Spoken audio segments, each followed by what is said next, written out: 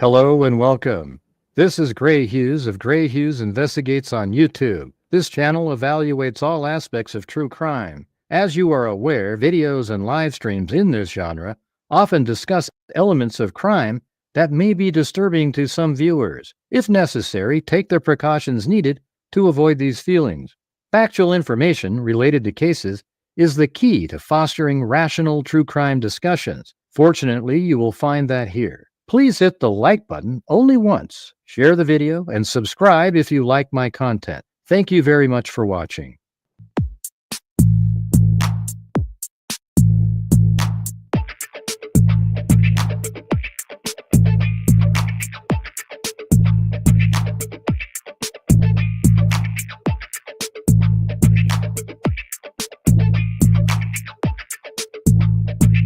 Huh?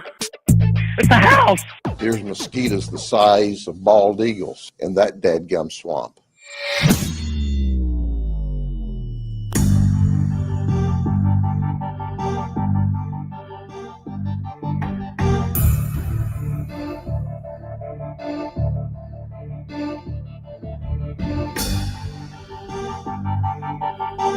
Oh boy, hey, what's going on, freaks? How's it going? All right, well, tonight I thought we'd try it where you guys can call in. I know people don't call in because they think, I'm so mean. But why don't you try it, okay? It's not a big deal. Just give it a shot. It's pretty damn easy. Except it's going to be, you use StreamYard, so it's a link. And then you just don't use your video, you just talk. Doesn't that sound good?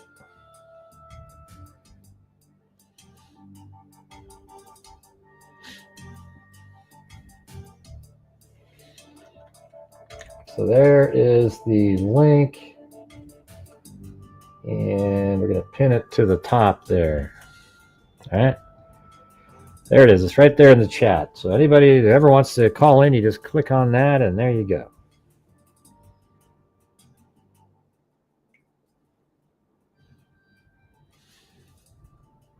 Right. So call here then, Kelly. I love grumpy uncle tortured artist. What is that? I don't know what that is.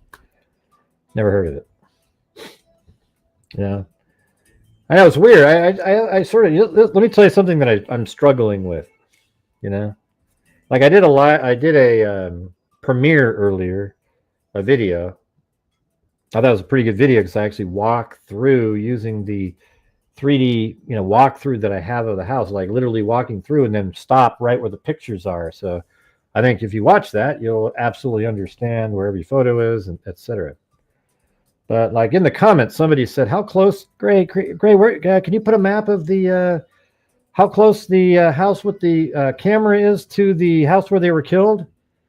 And I said, yeah, I actually mentioned that in this very same video for the people who don't understand the case very well. Because it's, I mean, and then she got really upset that I said that. But it's true, right? I mean, here's the thing. If you don't know where 1112 King Road is, which has the camera, compared to 1122 King Road, then that means you aren't very, you know, you just are way, you know, that's like a 101 sort of thing, right? But I guess here's the reality of it. It's like I'm frustrated that so many people weren't watching my channel for all these years, and I'm happy that they're watching now, but it's hard for me to, in my mind, go, oh wow, there's people that don't know any of these little basic things, you know, that have been following it but watch it over on the other places where all they talk about are the big stroke things that, like, oh, you know, hey, it was you know, scary night, you know, I mean, just really basic crap, and they watch it over and over and over again, and they don't know the like, just, I mean, we have gone over this stuff since I don't know, maybe January of 2023. Whenever the probable cause came out, we have gone over it over and over and over and over and ad nauseum. Like people are like, Ray, why do you keep doing that? And you would think that everybody would know all this stuff, but they don't, you know? So they get really, they come in and they ask these questions, and I guess it's okay. I mean, I'm just like, I almost reflexively say stuff like, yeah, we've covered that 1,000 times. Yeah, it's over here on, but I should just say, you know, people say, you know, like they told me, I said the other day, I was going to try not to say that comment, but it's so hard not to. How do you not do that? It's unreal. You know, you just want to say, hey, you know, where have you been? I've been here. You know, I've been here this whole time. So it's hard for me to grasp it and to just sort of like, I feel offended in some way. It's weird. I don't know why. Yeah. I actually feel offended when people come in here and they ask these questions that we've talked about for 2.5 years, and every single person knows every one of these answers that have been around. And then they come in and it's almost like, in some weird way, I feel like they're trolling or something. But they're not, right? There's people that just don't know these things. Hey, thanks, Ashley Yeager. I'm using StreamYard tonight. Thanks for all you do. I've been keeping up with you, and you are always spot on with your predictions. Hey, thanks. Appreciate it. Yeah, I try to figure out what's happening in cases. I'm not 100, you know, like I make mistakes on different things. Like yesterday, I thought it was just purely called blood spatter, but I guess the word splatter is in there. There's different things that I don't know, you know, that are out there. I'm pretty good with like blood spatter analysis, looking at it, because I mean, all the way back when Jodi Arias case, they went over that really well. And then I bought a book, Practical Homicide, and has all the different descriptions in there.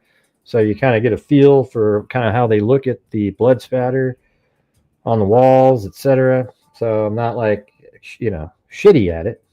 I'm not, you know, I don't have a degree in it.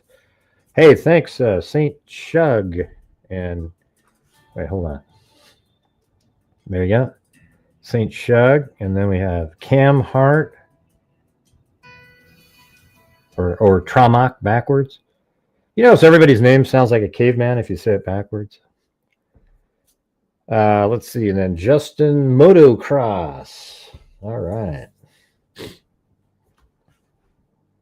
But didn't you guys think the video today was interesting? Yeah, just being able to walk through. It kind of reminds me of what one of the videos I made in the Jodi Arias case, where I built an entire 3D model, looked almost real. I mean, it was crazy, of the bathroom and bedroom area. And then each crime scene photo, I had the camera move over and go, and then move over to the next one, and, you know, move around. And everybody was like, oh, wow, now I know where everything was. Hey, cool. Glad you guys liked it. But it seems weird that there's these people that just, like somebody just kept emailing me over and over again about what they hear in the audio. And, you know, this is what I think. We can't tell what's said in the audio. We think we hear things, and we, you know, she's probably, you know, saying this, probably saying that. But if it was that clear, law enforcement would have deciphered it and wrote it down and say, we hear somebody saying, and it just isn't. We know that we can hear a female yelling. We can hear maybe, I thought maybe I could hear like those two first sounds, or like Ethan being actually, you know, hit with the knife or something, and he makes some sounds, and then Xana's around. I mean, it's so crazy like how that all went down in there. You know, was Ethan killed first, and then Xana was stabbed, and then Xana wakes up again and then stabbed again, or was Xana attacked, then Ethan, and then Xana again? You know, we're just never going to get to know the answer unless he says, you know, if Kohberger ever speaks, we'll know that he's telling the truth if it's something that makes him look bad. Okay, if you can tell it's like, oh well, see, like the Ethan guy, he got really mad. Okay, forget it, right? But if it's something that makes him look terrible, then you can probably believe it. I don't know what motivation he would have. I mean, if he's really thinking he might get off again, then he won't even talk. I don't know what Nancy Grace is talking about. Where's this information coming from where somehow he's going to, he's looking to claim ineffective counsel? Well, who's coming up with that? Have they heard from Kohberger himself? Is he saying that? That's wild.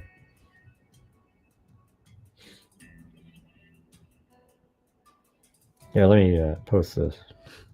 Yeah, it's a call-in. Right, yeah. Can't you see it at the top there? There's a pinned post where StreamYard, you call in, you come in. You don't put your face on there. And I'll turn it off. I'm not going to have anybody's face on here.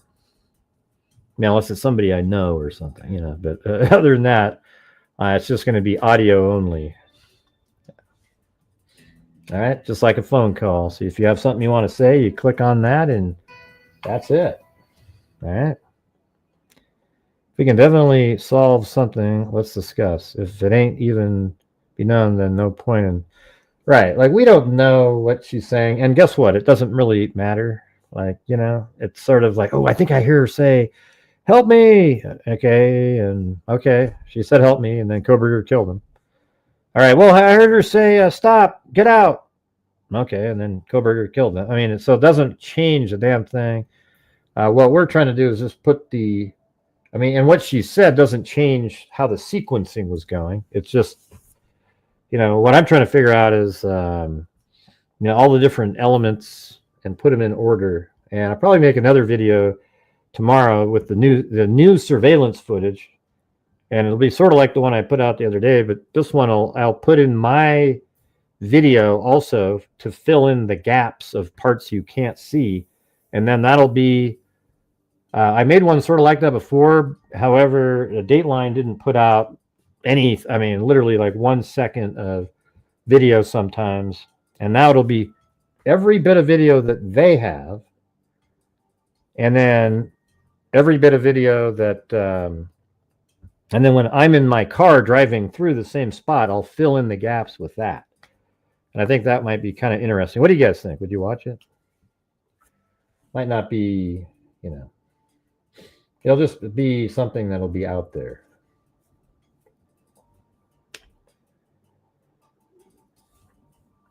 Yeah. What if it is though a green cell phone on the floor? What does it mean to you? What does it mean to you if it's a green cell phone on the floor? It's not Kohberger's. Does it mean something? Yeah, that's what I'm saying.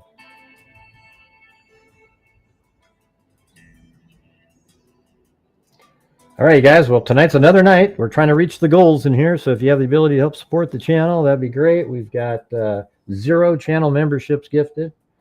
And we are currently at 1/8 of the nightly goal. So if you guys have the ability, that'd be great. I think I might even have myself a cocktail tonight. All right, look at this. Can you see it? It's Coke and Jim Beam.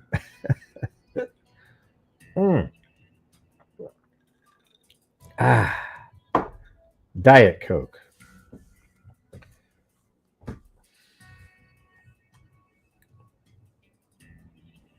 I don't give a shit what that person said, Marks OS. I don't even know who that is, and nor do I care. I don't know what people, they always quote somebody, ooh, they said that there's 7 minutes of missing footage. Yeah. No, there isn't 7 minutes of missing footage. There is 35 minutes of missing footage from the 1320 Linda Lane camera. All right. Shanny T.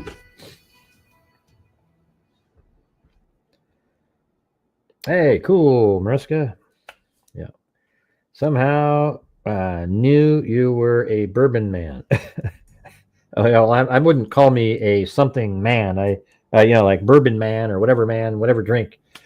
I don't really, I drink maybe, I don't know, maybe have a drink maybe 4 times, I don't know, 3 to 4 times a month, maybe, if that. I mean, some months, nothing. I don't know. I like having, like sometimes a scotch, you know, you just put a little, like a shot of scotch and one ice cube in there and you just kind of twirl it around. That's pretty good.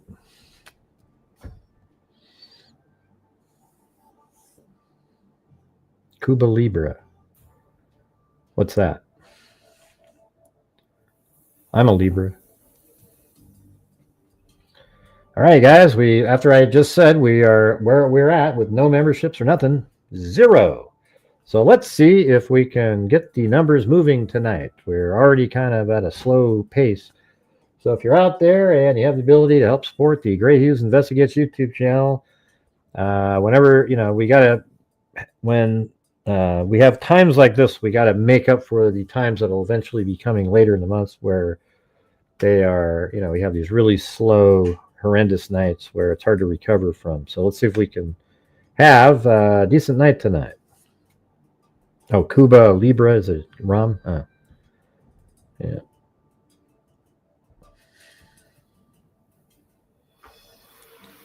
I don't know what that is. That little picture you put in there.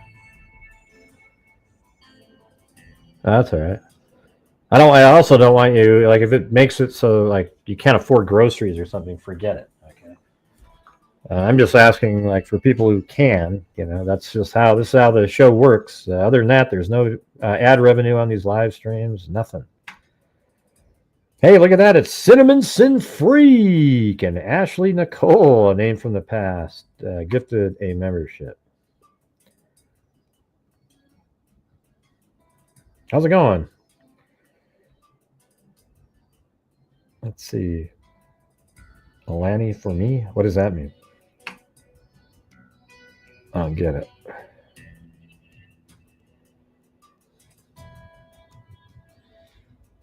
Now, who got that gift there? I didn't see it yet. Huh. Wait, over here. Oh, Delana got it. It's not, it doesn't show up on StreamYards over here. But yeah, you see the link at the top of the screen. You know, if you think you hear something in the audio, let me know. I mean, we can listen to it and see if we hear what you're saying. I know there's everybody hears something a little different. Everybody does. Also, I don't know. It was kind of cool. What I did was, you remember how I used to have that animation like this thing? You guys remember that with a little walkthrough? But what I did was I went and found the... I just went to the 3D Studio Max that had that walkthrough, and then I exported the camera and the guy as a FBX file, and then imported that into my newer model, and it just works perfectly because I didn't move the building around or anything. So it goes right in and it just walked right through like I used to have it. I think her bed might be over, like, I don't know, it might be sort of to the right and over here or something like that. It's hard to say. In Bethany's room. If I just play it, watch. This is just me playing. I'm not even using my hands. This is what it looks like. I put it on a human character, so it kind of had a little wobble look. And it was kind of cool how it moved around. See that? And then right here, this is just playing it out like this. You'll be able to see exactly how everything was, pretty much, you know. And right there's the pong table right here on the right, and then that's Dylan's room on the left, kitchen to the right, then up the stairs, and then up into the Kaylee's bedroom. That's almost exactly where the dog was found later, and then into Madison's bedroom. And in here, obviously, Xana and Madison. I just only have Kaylee in there for now. I was putting them accurately in there. And then down the stairs. And there's Dylan's room. Now I go into Dylan's room here. And then I just kind of go out the door, probably through the door. And then here's the kitchen right there. And then it goes out the slider. See how the house is really simple when you watch this, right? It's not complicated or... I mean, you see what I'm saying? Like, once you get up to the second floor, right? Like, right up here, I always tell people it's not complicated at all. because it isn't. I mean, look at this. There's just a living room. Right there is Xana's room, right? That's it. Hey, Clarice, thank you for gifting. And then right here we're back in the living room again. And then all you have is the kitchen to the right and Dylan's room there, and then you go upstairs. It's actually very small and simple.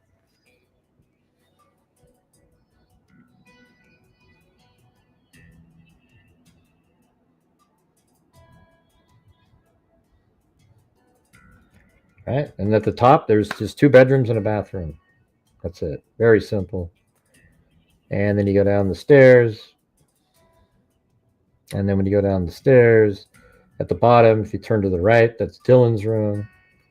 And I just kind of, you know, like I said, I just put this in there before. I just had an open door and etc. And then out the slider. Right? You see what I'm saying? So when you hear me tell people, yeah, it's not really that complicated, it's because it isn't. People make it seem complicated by, you know, what other people say, and you hear, oh, wow, I got all these different people on there. Hold on a second. All right, hold on. I got actually people. All right. All right, what's going on? Theo Roy. Hi, how you doing? Oh, pretty good. I couldn't tell if that was a guy or what it was. The name. I know. Well, I'm not a guy. Last time I checked. Is it Theo Roy? Well, I can't tell by the name. Thea. What is it? Theo Roy. Theo? My name's Helen. No, Helen. I just call it Theo Roy. Okay. Well, what's going on? But yeah, I was actually going to ask you your thoughts on something, but having just watched your little tour of the house, I think it might not be, still the case. But I was wondering, because in the audio we hear Murphy barking really loudly, and then we hear this really loud thump. I thought that maybe it might be the case that where Xana might have possibly she might have gone upstairs to investigate and then been chased down the stairs by Kohberger. I thought perhaps maybe he might have stabbed her like on the stairs, and maybe that's what caused the huge thump that we can hear. But then I just saw your little layout, and it's obviously not the case, because it would have been right outside Dylan's room, wouldn't it? Yeah, I mean, the thing is in one of the, I mean, we've heard the rumor that there was blood of Xana like on the stairs or somewhere, but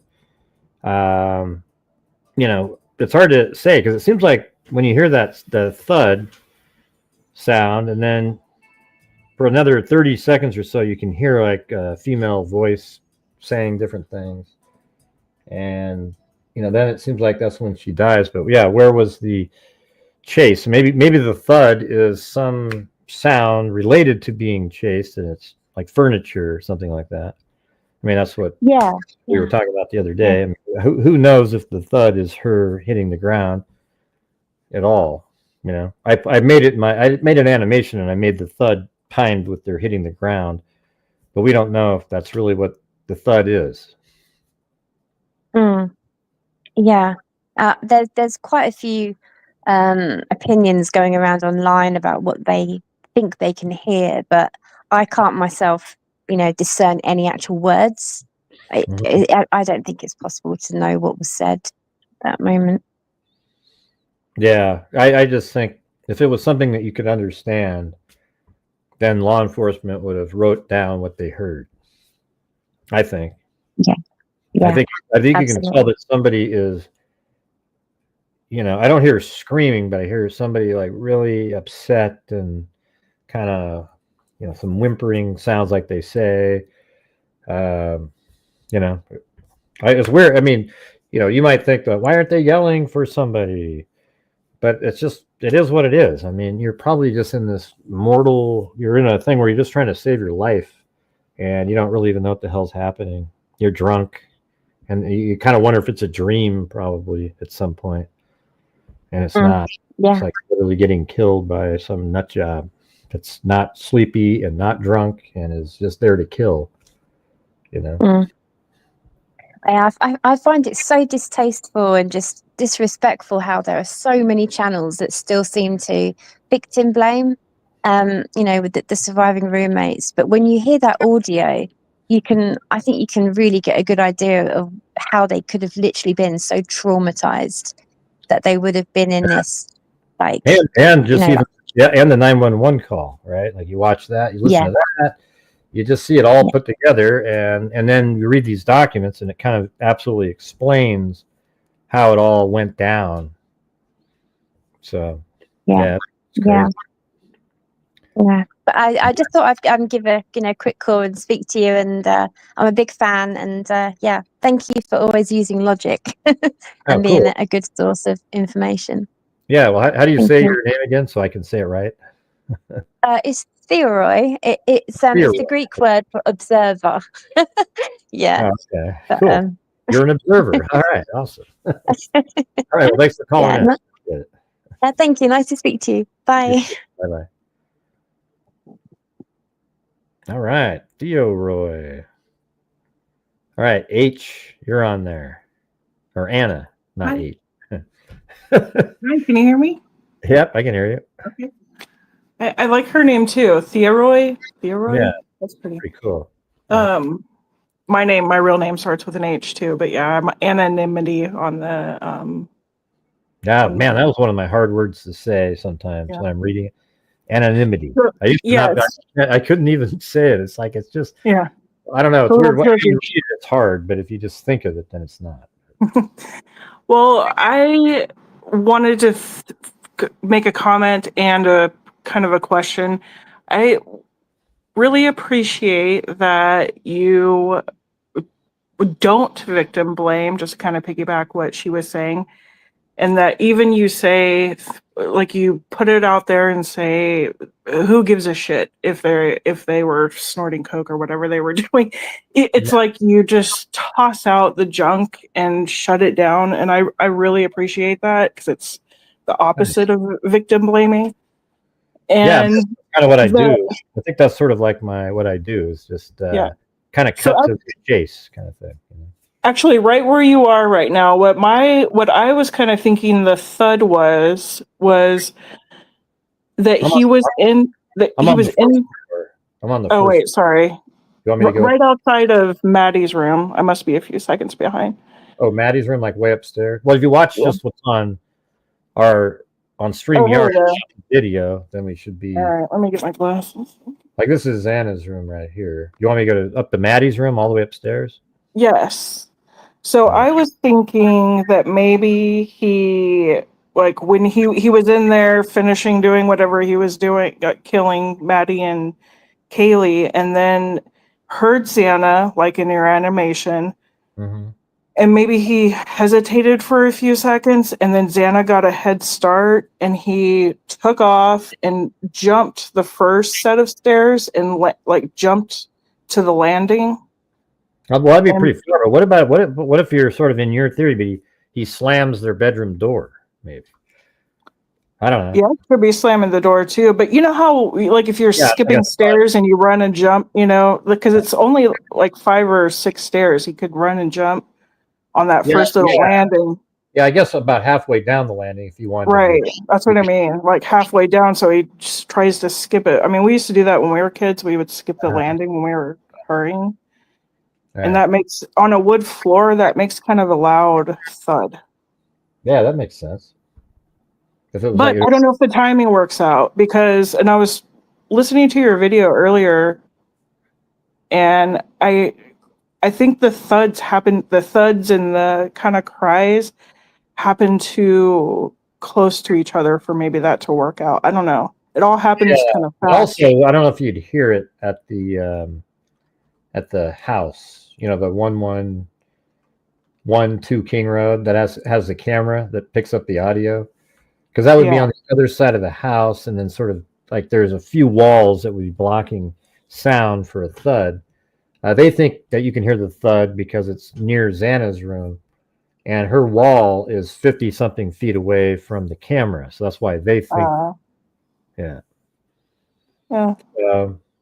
maybe something. I mean, it could be I mean, that is weird because it's so loud. It's a loud sound, and it just feels like it might be in Xana's room. And I don't know if it's her hitting the ground but the wall is close there. I mean, he would have to have slammed her on the ground to have that sound. One thing I was thinking about today though was, how Maddie and Kaylee are on the bed. Uh-huh. Yeah. Well, how did he kill Kaylee? I mean, that means this guy climbed onto the bed and was like on top of him, killing him, and then left. Yeah. I mean, isn't that crazy? Because how would he have done it? I mean, you can't just sort of from afar kind of reach over. Oh yeah. So that means this guy like got onto the bed and was attacking them. Both of them. Yeah, that's horrifying. That's what it seems like. I mean, to get 50 stab wounds and apparently to Kaylee, you'd have to have some sort of leverage, and like you wouldn't be able to just sort of reach over and try to be poking or something. So that means he's like on top of them on that bed, in my opinion. Yeah. Well, that was a big knife, so it might not have taken much to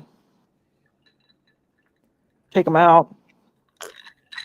Yeah, but I mean, you have Madison, and then, I mean, I guess I don't mean he doesn't have to be like climbing up, but like he'd have to be kind of bent way over to be able to do all of that to Kaylee. But when you look at that picture, you don't even see her in the picture. So that means she's sort of in the middle of the bed. So, I don't know how it all went down, but it just seems pretty crazy. Yeah. So what do you think of the thuds? What do you think you're hearing? Yeah, I mean, I always thought it was her hitting the ground, but then the other day I was thinking, maybe that's some other, when that audio first came out, the longer clip, I thought maybe it sounded like a piece, like an object in the house hitting something, not necessarily a human. It could have been, I mean, a human caused the sound, but maybe it's a piece of furniture or something like that. Yeah. That's what a friend of mine said too. But I've been saying this, everybody's wondering what the thud is. It's not like everybody's married to it being Xana hitting the ground. So. Well, thank you. I'll let the next people call in. Yeah. Well, thanks for calling in. Yeah. I'm sorry I don't have more. I don't have anything. I'm just really nervous. I feel like I'm taking up somebody else's that might be interesting. Well, no, you are interesting. I think everybody wonders what the thud is. I just can't. I don't know exactly what the thud is myself. I mean, there's a thud there. I guess what we could do is play the audio here in a minute again after we do some of these calls, and then kind of listen and maybe re-theorize on that. But I don't know. I thought I knew maybe it was her body hitting the ground. And it still could be that, because that's a sound that would be loud and next to the wall. That's the only wall between the house and 1112 King Road that has a camera.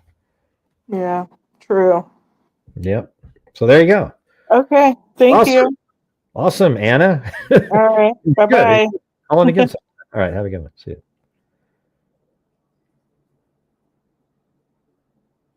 All right. Hold on. All right, this is Grant, my brother's name. If you sound like him too, man, I'm out of here. I most definitely probably don't sound like your brother. Nope, you don't sound like my brother. What's going on? How's it going, Gray? Hey, not too bad, not too bad. So, I have missed I'm sorry I haven't seen the video because I'm here in Australia. It was overnight when your latest video about the audio came out, but I haven't quite got to it yet. But last time I was watching the stream, it was the only thing everyone seemed to agree on was it was just the dog barking was the only sort of sure thing in the audio. Is there anything else that you think you hear, or is there any sort of consensus of anything else, or is it that about it? Well, I think everybody can sort of hear. There's like crying or some sort of a whimpering sound by a female. It's going to be Xana in there. You can hear that, and then it just stops. That's the weird part. It's like she was, oh man, I don't know how. I mean, I don't even want to. It's hard to picture what was going on, but she's making sound, and then the dog starts barking, and then there's no more sounds in between the dog barks at all, And then there's also dog barking that goes on and on and on and on and on, and some people think that's not even Murphy, but yeah, I mean, it could be another dog in the neighborhood. So yeah, maybe there's a dog. Well, it's so loud that the dog would have to be inside the house that has the camera. Yes, I mean, that dog sounds like it's right there. And I guess if Murphy was outside around, it sounds like a bigger dog to me. Murphy, from what I've seen, is a smaller dog to me, more of a yapper. But some of the louder, more ferocious barking sounds like a bigger dog to me. But I mean, who knows with that? Yeah, there was somebody though in the premiere that I put out earlier that said they have that kind of dog and it sounds just like that. So there you go. They are sort of big. I mean, it weighs, I don't know, what do you think, 45 pounds or something? Maybe it's not a little tiny dog. It wasn't old, but yeah, it did sort of have the sound of almost like a German Shepherd might bark or something, right? That sound. For sure. Yeah. It's really frustrating with the audio. Is that like people will hear what they want to hear, and accept that as fact, and then you can never talk them down from what it is. I'm laughing because I spent the entire day with this person emailing me, and they were so angry, saying, "Gray, you just dismissed me. This is what I hear. This is what it says. This is what it says." And they went over and over, and then got angry when I said I can't hear what they say that they hear. And literally the whole day, probably 40 emails, and it just got so old. And all I can say is, listen, people hear, and this I said exactly what you said. So people hear what they hear. I don't know if when they say want to hear, it's like they hear something, and now they convince themselves that is what it says, and then it's like just like when you see a dog in the clouds. Well, you can see it. Oh, like, look at the ears are there, and then look at that. And then maybe somebody else can't see it. But if you can somehow convince somebody that you see that they can see the same legs and they go, oh, I see it now. Well, that's what happens with the same people that do the spirit boxes, They tell you what they hear, and then now you hear it, and then everybody says that they hear that. Well, it's the TikTok true crime people, because I think there's a separation between the YouTube ones and the TikTokers. They hype everything, sensationalize everything, and they've got no matter what you say to them, they're not detectives, they've got no experience, they're just people who just think something out of their heads, pass it on as true, and then you can't ever talk anyone else out of it because they've heard it from this person that they follow. It's crazy. Yeah, no, it is pretty funny. Wow, they just completely like some other TikToker will say something, and then it's weird how it spreads out like wildfire as a truth. Yes. And then if you don't believe it, you're an idiot, like immediately. And the thing is I never, when you have stuff like this, I don't know what's being said. We did the same thing in the Delphi case. And I think that's the same kind of mentality. Like when they said in the Delphi case that I don't know if you ever were into that case at all, but yeah, when there was a video that came out, and then Abby's walking and Libby's talking, and then law enforcement said that she said that'd be a gun. I mean, nobody talks like that. And then I thought, oh wow, maybe it does say that'd be a gun. So I listened to it, and first time I heard it, I go, okay, I could see how it kind of says that, but then in context, it doesn't say that. It's obvious that she's saying, and it really is obvious, not like, oh, that's my interpretation, that it says that we go down. She literally says, that's not the hill that we go down. And then a minute later, she goes, yeah, this is the hill that we go down. She said the same thing again. And so the thing is then when I brought it up to one of the investigators, I go, I think it says that we go down. He goes, oh, come on. No way. See, so they get tunnel vision sometimes. They hear that be a gun because it sort of helps the case. Yep.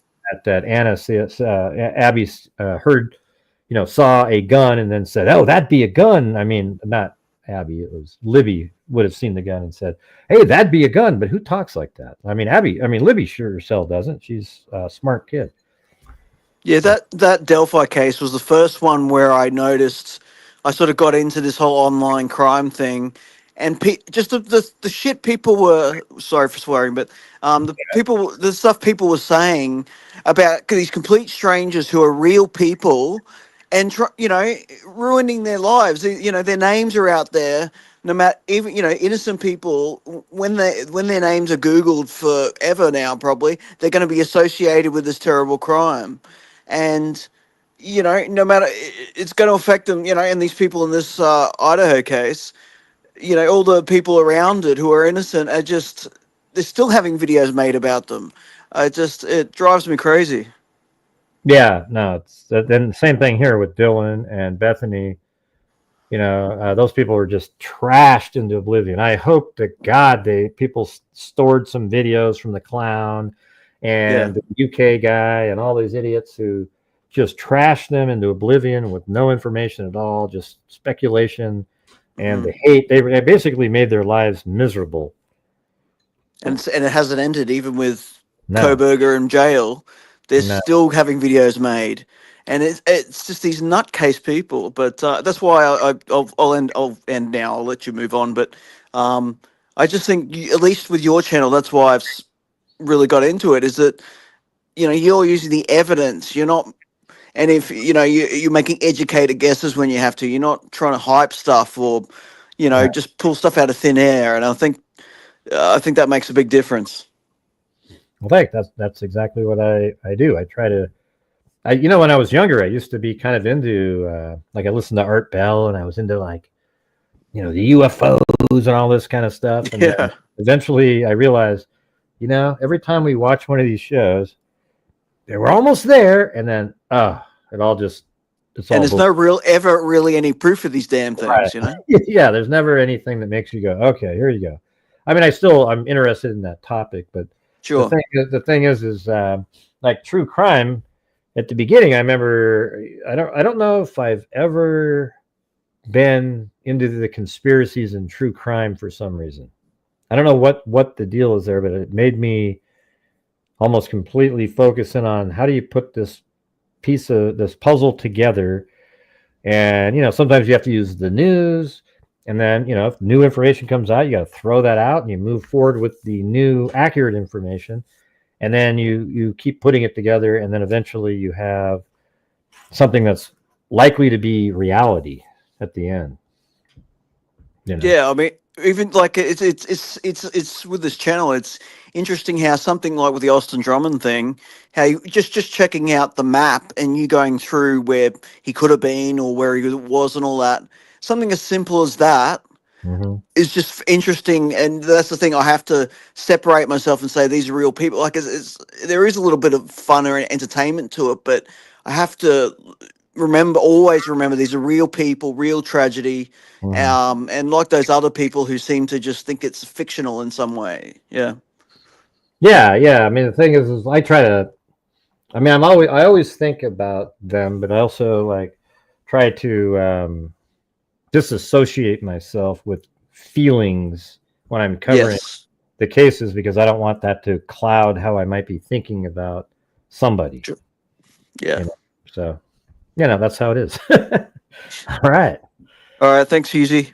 Well, thanks, Grant, my brother's name. Well, you're like my brother. What are you, from Australia? Yes. Okay, there you go. G'day, mate. You did it. All right, have a good one. Bye.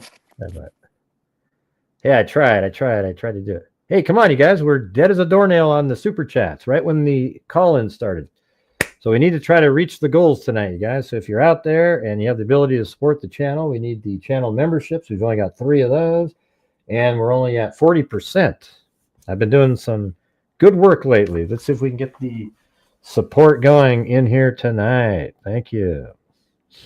Now I see an ashy snow here, but there's nothing to click on to add them to the stage. So ashy snow, you're gonna have to try calling back in again or something. Not sure what you're doing here. Maybe hang up and try calling back in.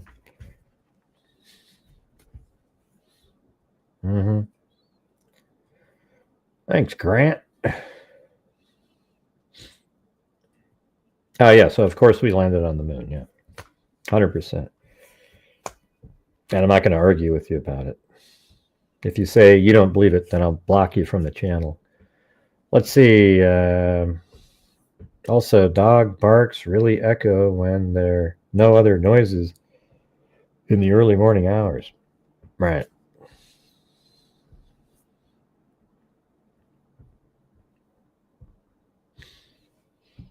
But you guys, how do we get the support for the channel up here? It's like, you know what I always notice? Whenever you do press conferences or have call-in shows, you guys just completely stop supporting the channel. And I don't know why. It's the same show. You guys always want me to get people calling in, and let's see. Yeah, well, hopefully you go to. I want to go to Mars someday. Come on, Ashy Snow, call back in again. I was about to click on your name, but you just had a placeholder, but nobody was there.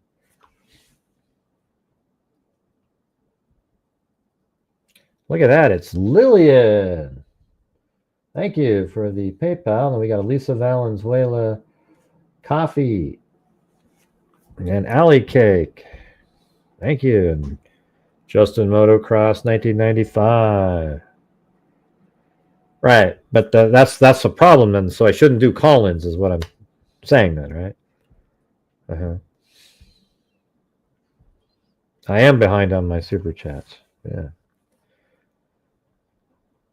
Well, let's see. I think there was some way up there, like a half mile up the screen. Yeah, we had. Oh, hold on.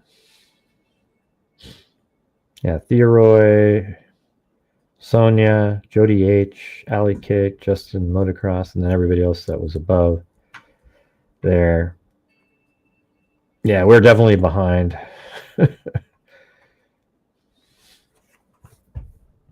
They weren't victims, they were witnesses.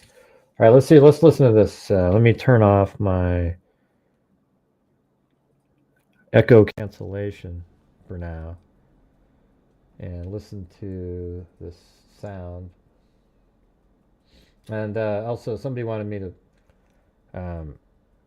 the docket wanted me to play the audio when the DoorDash driver was walking by, and I had to boost it up 40, 30 to 40 decibels.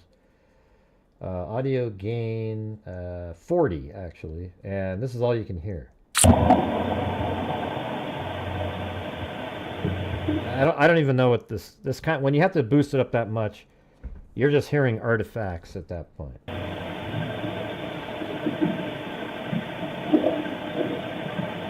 It almost sounds like sewage in a pipe. Thank you, Carolina.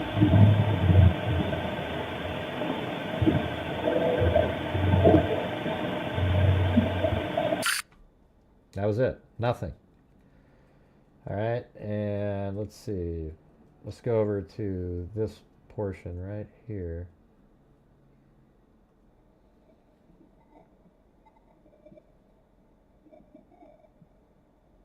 Let me boost this up 30.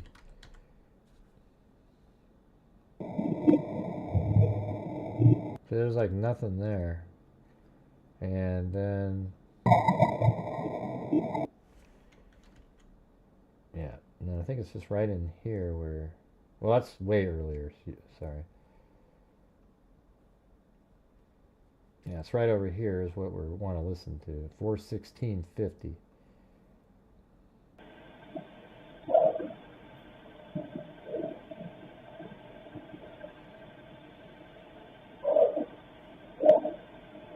See, that's a person saying something. That almost sounds more like Ethan, all right?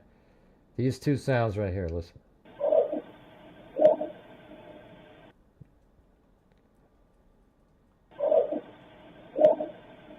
That second one almost sounds like Xana, but see, you see what I'm saying? It's like not Xana, the voice, but somebody saying her name.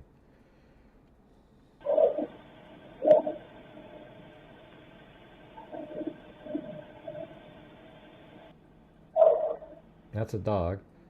But these two here, let me see what this one is. See, that's similar. to this next sound.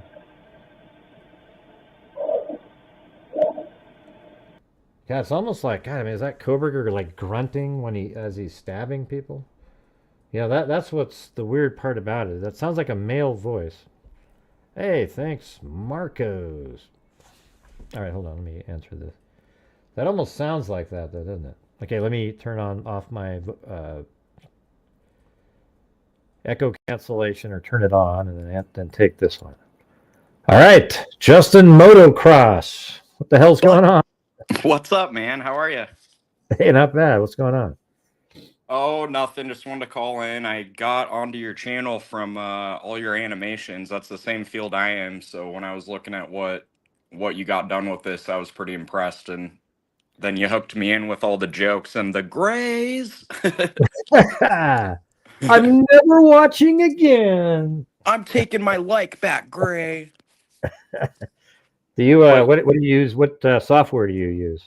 So we have an animation team. We do software based for like gamification for buying products. So they work in 3ds Max, just like you do. But yeah, people don't realize even that rig that you have the camera hooked up to do the walking simulation. That's such a rad touch. Yeah, you know what's crazy is what I did was, okay, so there's a program called Poser. I don't know if you ever heard of that, but Poser Pro. I've been using it for 20 some. I mean I don't even 2000, maybe 1999, and it had these really kind of basic human beings. And over the years, now it's Poser 13, I think. And so what you do is you bring in like I brought the building into Poser. And then you draw a walk path in there that goes all the way around in the building and from above. So it's just on one plane, right? So the guy's walking on one plane from above. And then I export it out as a like an FBX file. And then in 3D Studio Max, I attached, I used a dummy object and then put the character underneath that, and then attached a camera to the head of the character. Yep. And then as it's walking through, I have to animate the dummy to go up as it's going up the stairs because I had it on one plane in the other program. So anyways, it was just kind of cool how it all kind of worked out. Yeah, we did something similar. We had a rig of one of the characters and they climb up a ladder, and so we did the same thing, but it looks creepy when you're setting it up because you pretty much put the camera like in the 3D space of where the head is. So it looks kind of like a monster, but once the character's rigged up, then you can make it, attached. So that was cool.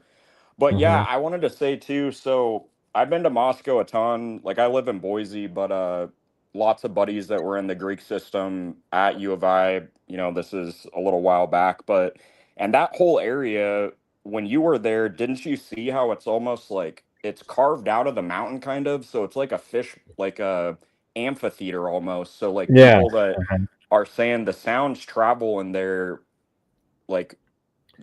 multiplied pretty heavy. So it's like, I don't know. I think if you haven't physically been there, it's hard for people to really see. I think what people don't realize is how hilly it is right in there, right inside even in the complex that I call it.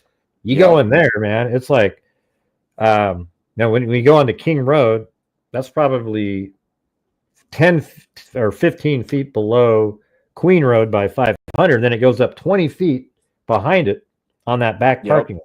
It's crazy. Oh yeah. And there's so much like everywhere around there from where everything's pitched, like all the ice runoff, things freeze, and it's like death traps everywhere.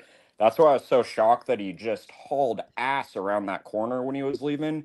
Because you can't really tell in the video, but there's not much space anywhere in there. Like if cars are parked, like I'm surprised he just lost all control because driving at that rate of speed, I mean, he could have wrecked right into some like a car, garbage cans, whatever, and just made him fumble the whole thing 10 times harder. What's weird is we actually calculated he's only going like 26 miles an hour, but that's really fast for that little condensed. Because if you go 15 miles an hour, you feel like you're going quick in there because it's so tight.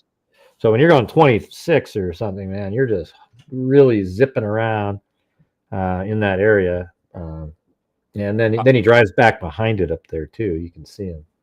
Yeah, I just couldn't believe that that broke on the case right when you went up there. That was like I know. heartbreaking. I couldn't believe that. Why it was kind of, yeah. Yeah, I was like, come Yeah. on. But I think there'll still be a lot of content to go on. My mom and I went down to the courthouse during the sentencing stuff, but it was weird and awkward. It's like, even one of my buddies, that after he graduated worked down at the corner club that night. I've Mhm. never even talked to him about it just because, and he got pulled for to be on their, the FBI interview list and all that. And everybody that was affected up there, if all the pro-burger weirdos that try to comment knew what it's actually like here, people are so scarred and like tripped out that even like a friend I've known for 20 or 15ish years, I haven't even had a conversation because it's that traumatic. It's like people just have no context for like real life or reality. Yeah. Wow, that's crazy. Mm-hmm. Well, so you live in Boise, you said? Yeah, in Boise, like a mile from the courthouse, kind of It's like pretty East far. Boise. Well, yeah. Well, I was wondering if, well, I guess you'd have to go to Moscow, but maybe you could be my. We're trying to if you actually live in Idaho, you can get some of these documents quicker. Oh yeah, let me know. I Yeah. can email them to you. Well, the thing is you have to. I think I wonder if you go to the courthouse if you can get these photographs. The 200 photographs that are out. Oh yeah, And, I literally I don't drive know. past it on my way to work every day. Yeah, but I'm not sure. I think you might have to go to. I mean, Moscow is hundreds of miles away, isn't it? I mean, Yeah, it's like a 6-hour drive. It's a ways up there. I'm in Coeur d'Alene probably like once every 2 months, which is still kind of a little bit far away, that's but like 80 miles, I think, from Coeur mhm. d'Alene.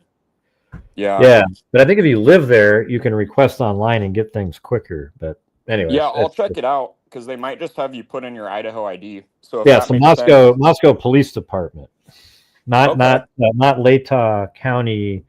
That's what you're We're in dealing Ada with. County, Well, you're in Ada, but that's the court system up there.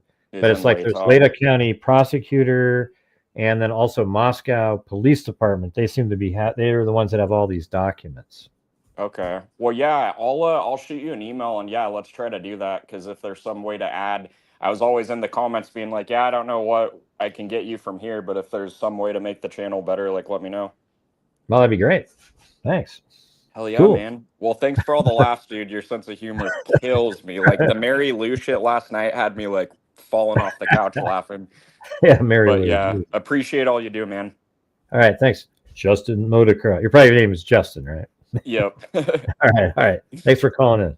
Yeah, later, man. Bye.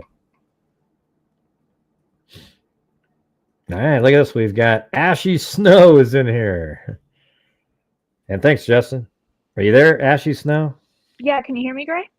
Yep, I can hear you. Yep. Awesome sauce, because it was like I was solving world hunger over here, Yeah. just trying to get this freaking microphone to work. So I'm glad you can hear me. So I didn't call to talk about noises, but I called to talk about Zaina's phone data. I'm like obsessed with this because I don't know if her Celebrate report is something that can be requested by you or whatever, but can you imagine? Because in my like dream head of figuring this out, yeah, you could actually see her moving around in the house, right? like that Apple Health data, like we know it says things about steps and elevation changes, and the only part that kind of sucks is we know that's given in a range, right? It'll be like from this time to this time, this many steps were taken, and these many flights of stairs were either ascended or descended. But that doesn't necessarily mean all of that movement happened evenly throughout that time period. It just happened sometime in that time period. But I think if we could get our hands on that, combine that with when Dylan says she's sending texts and what prompted her to send those texts, and camera noises, like in my head, Gray, you could have this down to like the freaking second. Yeah, well, and also I need the entire audio. Right. Because these stations that have it, they don't even know what they've got. That's the part that makes me angry. That's why they go in and edit it out. Ooh, look, we got here, and they edit out all the other stuff, and who knows, like for example, at like 4:10, I would actually be really interested in from 4:10 through 420, about that time, maybe 419 even. But they don't even have that. They have like 417 later. But man, could you imagine? What if you can hear Dylan say, Kaylee, or something like that in there? Right. And then we could narrow down some of the time that she thought she heard. And maybe you can hear the dogs playing or something at that 412 or 13. The dog, what sounded like playing to her, but maybe it was Murphy barking at that time. Right. You can go through and analyze the whole damn thing and mark it down. And do you remember, like in Murdaugh, like they knew when that crazy asshole like turned his phone and it was in landscape mode instead of portrait. Like if we had that info on Xana's phone, I think we could really, and I think that is more time stamped. It's not necessarily in a range where we just know something happened within the range, but not necessarily where in the range or that it happened equally in the range. But like, man, if we could get her celebrate data, because I think the chick that made the video for Dateline said that Xana had stopped TikTok at 416, I think. And I think that might have also been in the probable cause affidavit. I think it was 412. 412. Okay. Yeah. I'm gonna see. That's what it says in the probable cause document. Right. And maybe hers says something. Maybe she had. The thing is that the Dateline information seems to be off now. That is exactly what I was just gonna say. Is like I watched that and I'm like 416 TikTok. They've got an estimate of Xana going upstairs at 417. I'm like, where did you get 417? Did somebody like do some data analysis, or is it the same person that told you that the dude sat in a chair he didn't sit in? It's like what can we believe anymore? And so that's like frustrating too. Yeah, I mean, I don't know what she got. Like, was she talking to the Dateline producers who had a source? I mean, I'm sure nobody in law enforcement got a hold of her. Yeah, and I don't remember where she said that she got the 417 from. It did not sound like it was something that she had come up with. It seemed like it was something that was told to her. But to your point, told by who and how reliable are they? Yeah. And then I get down to like really not data-y things. Like I just made a board, not data-y. Look how cool that sounds. Well, no, you gotta slow down. Not data-y. Not data-y things, y'all. Put the E in there because it sounds like like e-cigarettes. It sort of sounds like. Don't be bringing Mary Lou into this. Don't be bringing Mary Lou into this with the e-cigarettes. Great, come on. Like I think about when you hear the dog barking, right? And a lot of people have animals, and it's like, and maybe if we even thought about it in terms of what do we think would cause the dog to start barking? Like I don't think it was probably the minute the guy walked up the stairs. In my head, it's probably closer to when he's starting to hear. Well, maybe he was the person that would show up and try to get the dog to know who he was for a while. Right. But then when I thought it was interesting, the timing of the barking. It seems to line up with when things were going really bad for Xana and everybody downstairs. For some reason, I mean, the thing is, we don't know what time Kaylee and Madison were killed. I actually think the guy was only in the house he could have gotten to the house at like 4:14 and left at 4:19 because the police timed it and they said it was 2 to 4 minutes that he could have done. So 4 was sort of like slow, and we could tell it's slow because we actually did a 7-minute video, and it felt really slow. Like you're just sitting there waiting, and like you sit there and go, okay, look, he goes in the room, right? He starts attacking. And then there's a certain point where you go, yeah, he'd be done already. And then you sit there for another minute. And then you go downstairs, and it's like there's just so much time. And I think he could have done just like they said. And it could have been 4 minutes, 3 to 4 minutes, maybe. And so maybe you spent more time outside preparing and waiting for the right moment. Like he saw some movement, then he waited a little bit more, maybe hoping that Xana or whoever that was in the front of the house is asleep. Right. I completely agree. I think this happened in a much shorter span of time than we initially thought, which I'm sure makes all troll people happy because they think that's a talking point for some reason. But I think it happened very, very, very fast. Well, no, but I remember I used to say that, and they'd go, "Oh, are you kidding me? There's no way somebody could kill 4 people in only 9 minutes." They would even say, 9 minutes. It's like, y'all, he didn't go in there with a steak knife. He had a K-bar knife. Like, those are literally made to kill people. Right, but even if he had a steak knife, he could. I mean, the thing is the truth is he was completely sober, and there was 4 absolutely drunk people who were sleepy as hell. Kaylee was maybe, she was asleep too, but I think was woken up, but Xana was awake. But she was drunk. We saw her in that one video where the cops came over, and she was really, buzzed in that one. But I imagine she had a lot more to drink that night, and he just went in there, and he was able to. I think they didn't even know what was hitting him. They thought, "Is this a dream? Is this really?" Absolutely. And it ends up they're never waking up from that dream. It's just sick.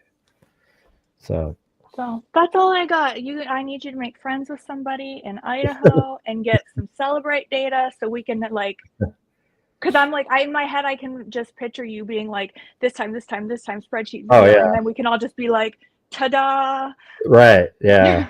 I hope they did that. I mean, because you would think that when Thompson was speaking, he'd speak with more assured comments if he had that information. I was thoroughly disappointed that more of the case was not outlined during either the plea agreement hearing or the sentencing hearing. Like, that was his opportunity to present a little more, and it's not like we needed extreme detail, but I think a timeline would have been helpful. Yeah. Yeah, and again, I'm trying to pretend that when people comment that it was in a positive way. Oh, and that reminds me, I'm so proud of you. Oh, no way. Earlier, No way. earlier you were saying, like, when people ask questions that are like, 101 level questions, you're like, I'm trying to catch myself and not be like, we've been talking about this for years. Where have you been? And I'm super proud of you. Well, no, but I try to do it, but it's almost impossible, man. Here's how we can frame it in your mind. Ready? Okay. When someone asks you a question that is 101 level, and everybody that's followed this to the T for years is like rolling their eyes, you need to think to yourself, this is my opportunity to show my knowledge, show I know what I'm talking about, and do it. Because, and you have to remember, not everybody like lives this stuff like we do with every detail. They're probably watching one video on something a week, and because there's been movement in the case now, they're interested in tuning in and catching up, type of thing. Mm-hmm. Yeah, so it's your opportunity to shine, Gray. Yeah, there's people that weren't as invested, but they're just now like, oh, they're kind of early into it because of the documents and right. And maybe those are the ones that should say, oh yeah, no, look at this. But that wasn't even a live stream earlier; it was a video, and then the person said, "Hey, can you put a map up on the screen of the house and how close it is to the house with the audio?" And it was actually in the video that I posted. And then I was like, it's in the video. And I put it there for people who don't know the case very well. And then she got really offended and angry. But I don't know, because that is why it's in there. I mean, most people that have been following it know exactly where 1112 King Road is. That's one with the camera. And then where it is in relation to 1122 King Road. Right. I'll probably even show it tonight again, so everybody can see it again. Heck yeah. You have knowledge to spread, Gray. Show it 9 million more times. All right, I'll give it a shot. All right, thank you. Thanks for the wise words. The wise words. All right, thanks. You're welcome. Bye. Bye. All right, Ashy Snow.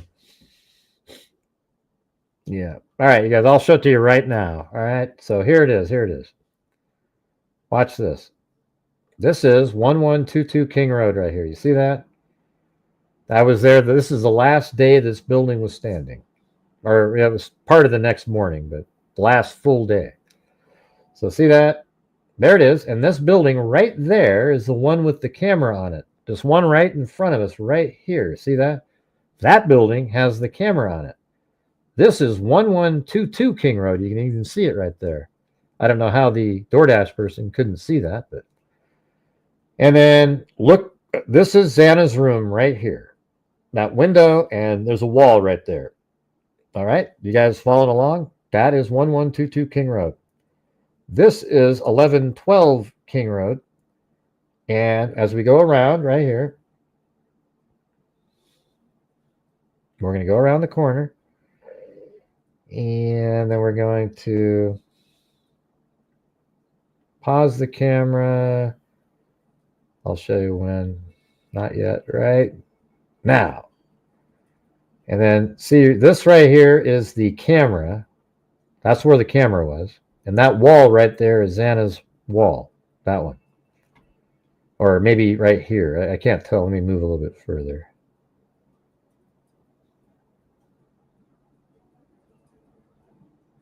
Yeah, it's actually right here. That's her wall, and that is the camera right there. So, you know, for those of you who, didn't know, there it is. And the camera was always filming in that direction. That building is right in the front of the camera the whole time. This building over here is 1127 King Road, and every time the vehicle drove around the back parking lot, a light of the headlight hit the top of this building. That's something that the Idaho Statesman just didn't care about. Then over here, there's headlights going around over there, and there's also headlights right between these two houses every time the car would drive around. There you go.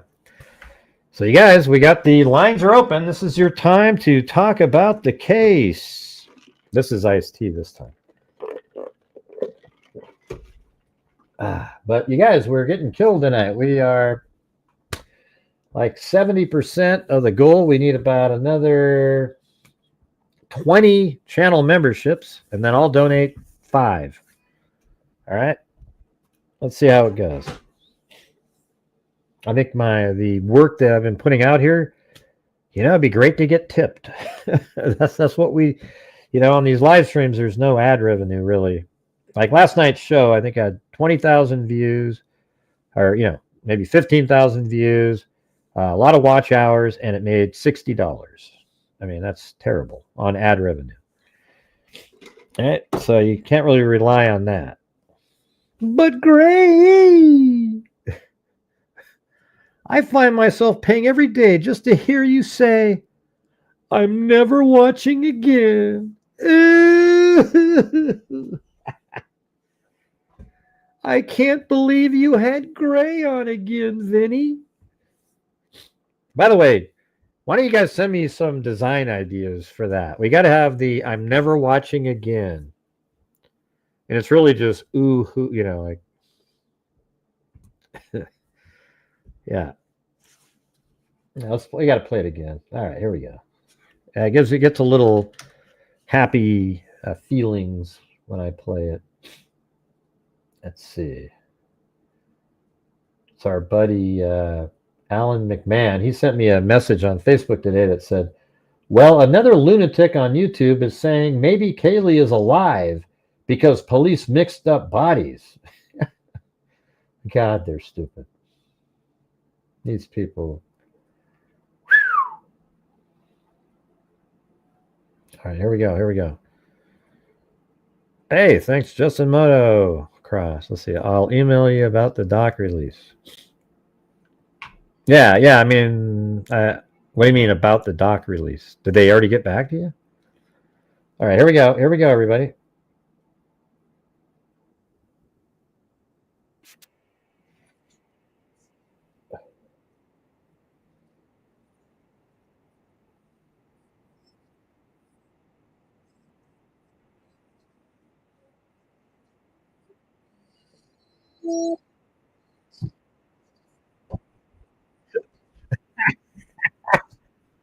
God, that's funny. I don't know what the hell it is, man.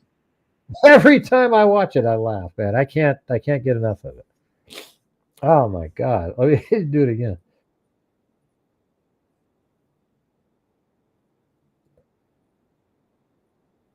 Yeah, so what I'm talking about is whenever I'm on Court TV in the comments, these people always say shit like You can't hear it? No volt? What is that? Oh, there's no volume? Yeah. I can hear it. Testing, testing. Oh, yeah. Oh, let's see. Can you hear it at all? Can you guys hear it at all or not? Let's see. Hey, thanks, Ashley Nicole. Yeah, it's so low. Let me try this again. Hold on. Oh, yeah, it should work now. Okay, hold on. Wait, why is it doing that? Audio. Oh, wait, echo cancellation's still on. Okay, shit. All right, that's what happened. I meant to have it off. All right, here we go. Here we go. When I was on Court TV, do you guys see that? I'm sure they'll get the obligatory, I can't believe you had Gray on your show, Vinny. I'm never watching again. When I was on Court TV, do you guys see that? I'm sure they'll get the obligatory, I can't believe you had Gray on your show, Vinny. I'm never watching again.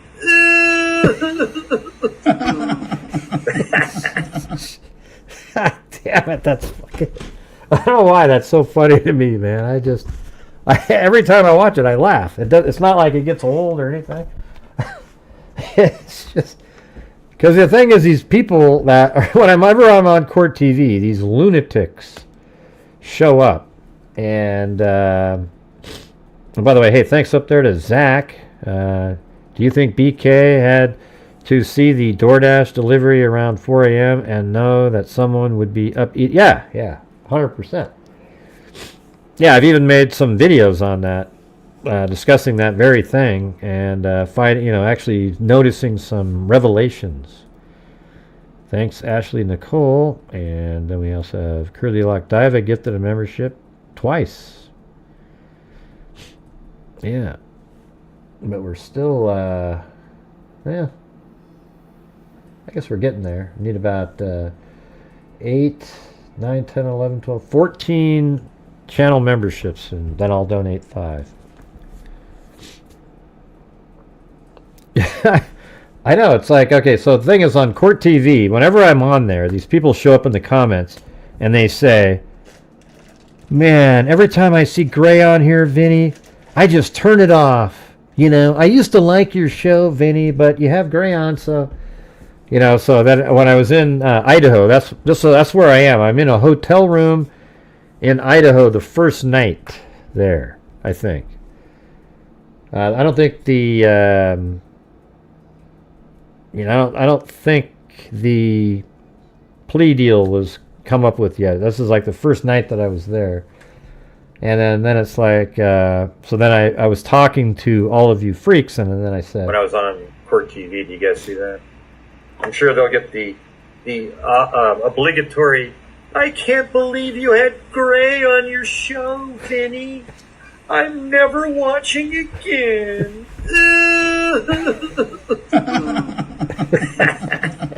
When I was on... Oh, man. Oh, jeez. I don't know what it is. Anyways. Hey, thanks. Gifting the membership by Lish Smith.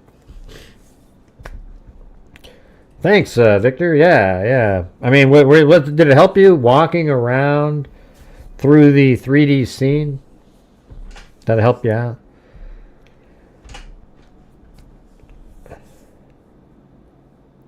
I didn't think I had subscribed. Oh, boy. Did you say I'm never watching again, Vinny? I know. I think I need to have that as like a sound effect for my Stream Deck. Let's see.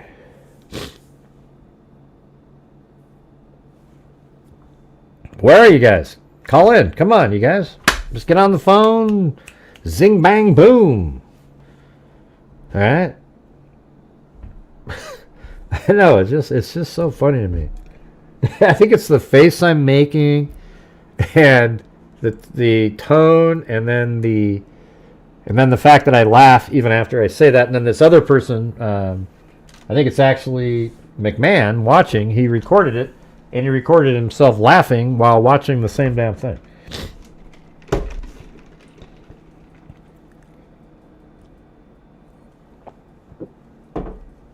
It is ringtone worthy. Could you imagine you're at a store and your phone goes, and then I can't believe you. It goes through the whole thing.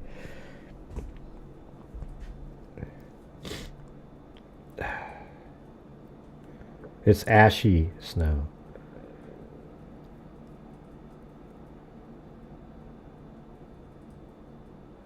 Yeah.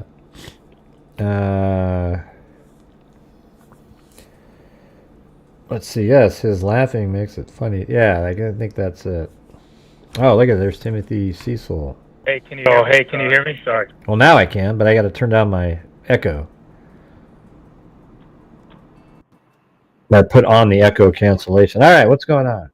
No, every time that you say that, like, I can't believe Gray's on your show, Vinny. I laugh because Vinny is laughing at the end. That's why I laugh. That's like I don't know if I don't think that's Vinny. It's just my friend laughing. Oh, okay. Yeah, so I'm not really on. I'm just saying it on a show, and then this guy, he downloaded it, and then he played it, and then he laughed, and as he was recording it, so then he sent it to me. Oh, okay. Well, whoever that is laughing, that's what makes me laugh. But anyways, yeah, I just can't believe there's still a lot of people just saying a bunch of false stuff, man. Still, like, there are people that are saying that they still don't think he's a killer. I mean, what? How are people still thinking that? I don't get it. He was forced into it, don't you know? I mean, this guy, he was absolutely, to protect his parents, he had to admit to it. And he was so dedicated to his parents, he even agreed to never be able to appeal. He was willing to accept a life sentence, never get out, just to protect his parents, even though he never did it. Wow, that's amazing. Yeah.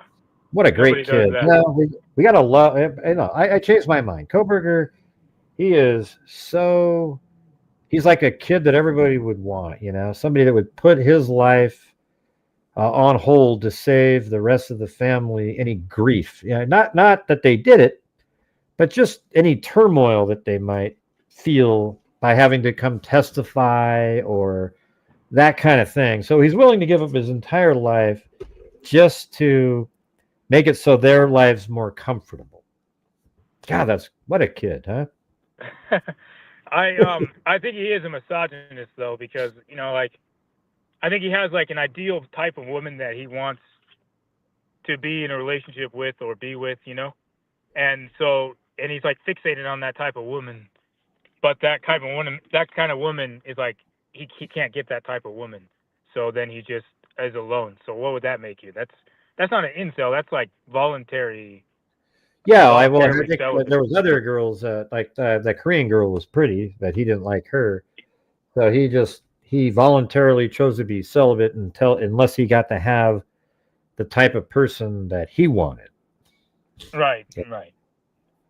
So he's not. Just one more thing. Sorry. All right, sorry, I didn't mean to interrupt you. Sorry. It's okay. Go ahead. Yeah, that's kind of weird. But the last thing is, do you ever figure out what the deal was with that photo you were showing us yesterday? With it was like blurred out. Like, what's the deal with that photo? I don't get it. It just doesn't make any sense. Well, which one? Like, which one? The one that was blurred out with the legs on the bed or something like that. I think it was. Like, yeah, I don't know. You know, I'm kind of wondering. I don't even know if Ethan's on the bed in this picture here. You know, that's the thing. I look at another image of it. This one, for example, if you squint your eyes, you can't really see a person there, and there's definitely no legs hanging off the bed. No. I don't really know what we're looking at there, other than, maybe he's gone and they're just blurring out a lot of blood that was on there or something.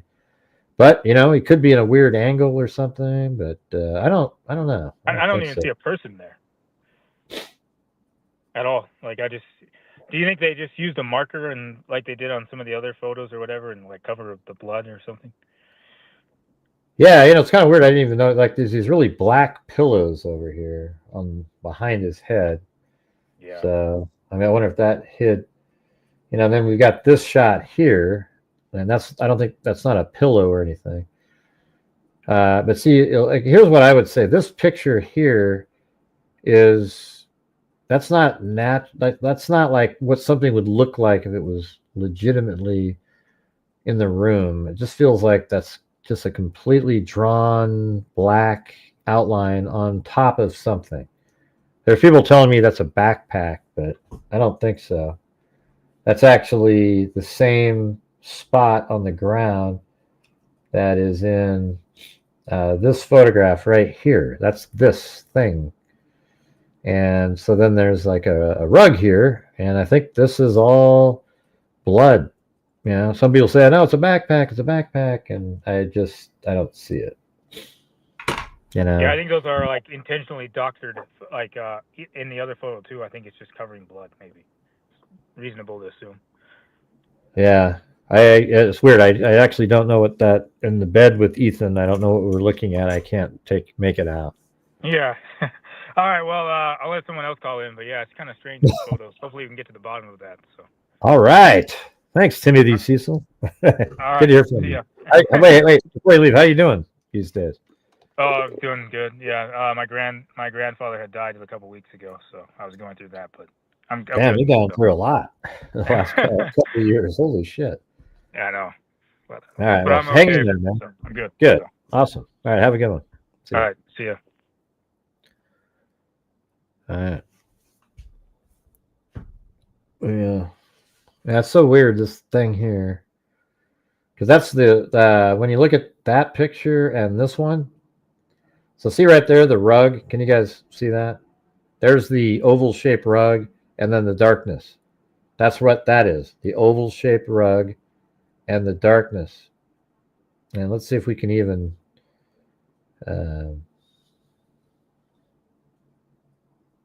yeah, it's just like such a low angle, that other shot. Like this is way out down the hallway.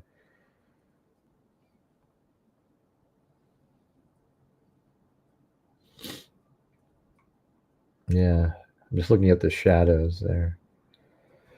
I don't know, but hey, guys, we still need to get, let's see, 6 or 7 channel memberships. Then I'll donate 5, all right? So we're at 18 now. We need to reach the goal. We need 7 more channel memberships, or just $5, or basically $35 total. Then we'll reach that goal, all right? But hopefully you don't stop there. We need the support going during these days. Yeah, well, the thing is all restaurants have vegan options. The Mad Greek isn't a vegan restaurant. It just has a vegan menu for somebody who might want to eat something that's not. The whole thing about the Mad Greek, I just don't care. You know, there's no evidence. They haven't said that there's any evidence at all. That's right, Dubious. I've been back. You've missed the first hour and 28 minutes.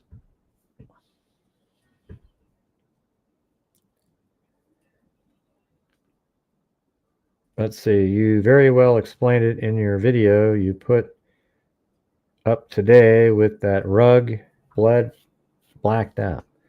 Yeah, that's what I think it is. You know, when you zoom in, there's a slight color, like just barely lighter there, but it's just too black. And you can see that right there's something underneath there that they're hiding. And I don't know what that is. Now, is that a foot, a bare foot of Xana right there? And they're just covering that part out, and then there's blood there, and that's like the blood sort of ran. You know, she was cut, you know, and bled out on the floor. Her entire body, blood is on the floor, where Ethan's is on the mattress and then on the side, and then ran out the house. I bet you underneath the bed that Ethan is on, there's probably a ton of blood underneath there. Like if you were to be able to move that bed aside over by the wall, there's probably a ton. And then this picture here is, you know, it's probably the most graphic of that and the one up in Madison's room. You know, I mean, that's a heavy bleeding all over here. And I think what I think is Xana. You know what? It might be like Xana came over here, and maybe she like stumbled against this and it hit the wall or something. Or somewhere over here, she stumbles over here. Like I think all of this blood is Xana's blood over here. So she was being attacked, and she was attacked really badly and bleeding, and she stumbles over there, and then he like grabs her somehow and then brings her back in and then stabs her some more, and just right there in the middle of the room. It's just sick, this guy. Think about that. Yeah, I think this is like she went over here. Like if that's over there, let's see. So like she fell this way and hit the inner edge, and it twisted out the back side. So like this would have maybe been flat again. It was either flat against the wall or it was turned perpendicular to the wall, right? And then her body fell in there and it pushed out the right side a little bit. And then she stands up and then he continues on. However, if this was against the wall where this object is, long ways against the wall, meaning this edge over here is against the wall over there, then it's possible when she fell in, she hit the left corner here and it sort of slid out the right. However, if this was parallel with the bed, meaning if you turn this edge a little bit more this way, because, when you have a nightstand, you kind of want to reach down and grab something. And then, it could have been that she fell against sort of this outer edge, and then that part stayed in there. All right, guys, we're at the same point that we were a minute ago when I was saying, hey, we need to get another 7 channel memberships, you guys. I'm sure with all these people watching, we should be able to get those and reach that goal. It's pretty simple. That doesn't count, Dale. That doesn't work. Let's see. You should have Carm, and it says I love you. 143 means I love you.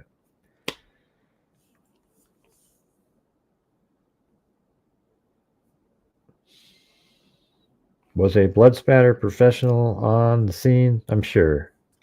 You don't think that they had somebody like that knew what they were doing? Yeah. I don't know. I think they were trying to make it so it doesn't look like blood. And they wanted to be able to zoom in there. So they just covered it up. Thank you, Clarice Starling.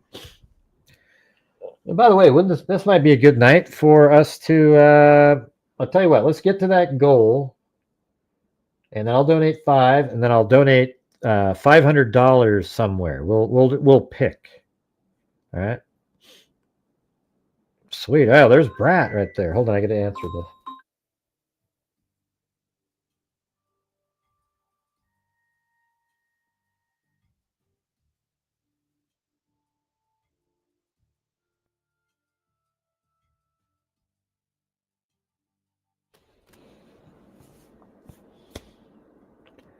Thanks, Brat.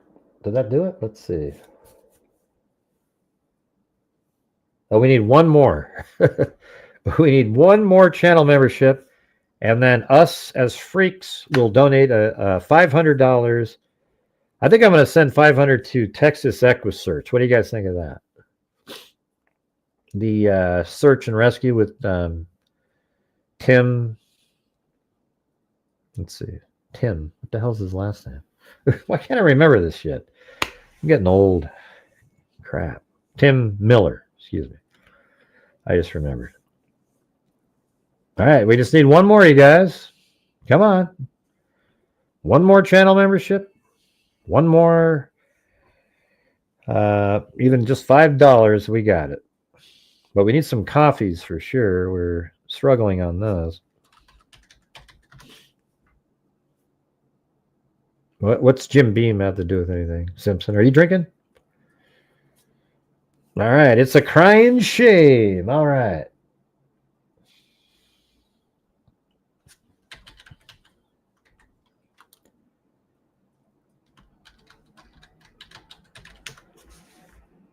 All right, here we go, you guys. Donate now.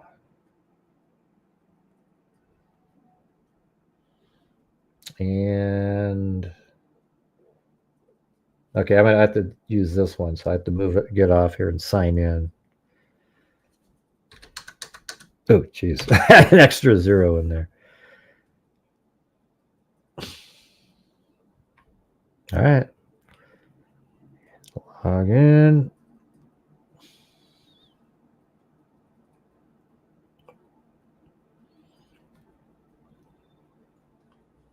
Yeah. Add a note. So what do you want our note to be right here, you guys? From the freak family to Texas EquuSearch. I think it's, yeah, like, there you go. Search to help find the missing. All right, there you go. All right.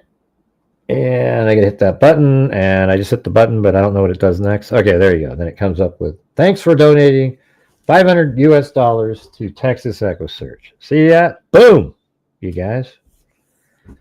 That's what we do here on the Grant Hughes Investigates YouTube channel with the ad revenue, the support you guys give the channel, etc. So that's just sort of a mid-month. We'll probably do another one at some point.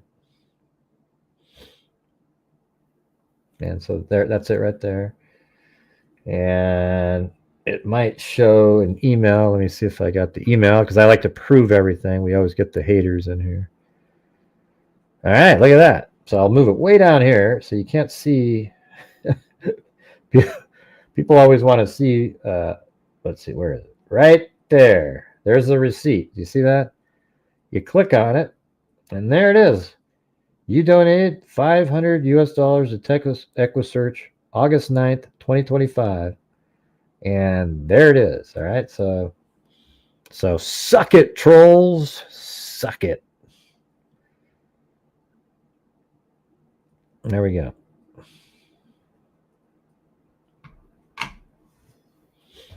So what that means is we got to go over here now, and we got to fix the, so now we're at, let's see. I can't believe you had Gray on your show, Vinny. I'm never watching again. All right, let's see. Right here. Right, not there.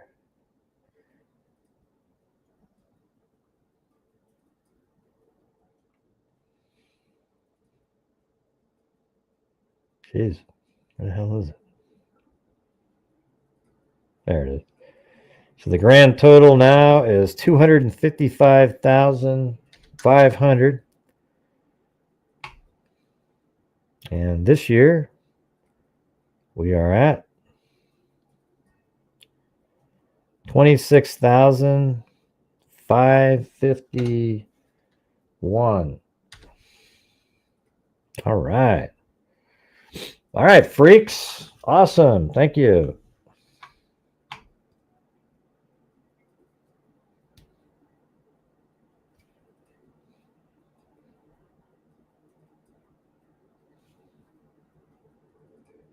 And I got to click on that. There we go. All right. So there you go. Now, if you want to help support the channel as we continue through the show, allows us to keep doing that kind of stuff, that'd be awesome. Thank you. And thanks, freaks.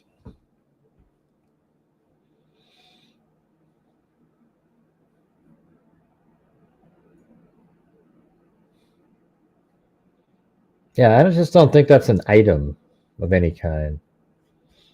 And it's really, it just feels like they drew right over the top, just filled it in, and like traced it and then sort of painted it in. I mean, basically, I'll show you what they did. I mean, I think they,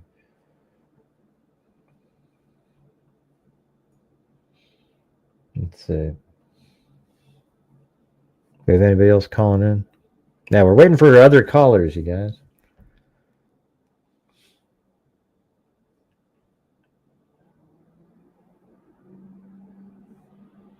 You type in @ and then you start typing their name, and then that's it. Why did they do what? Oh, to redact it.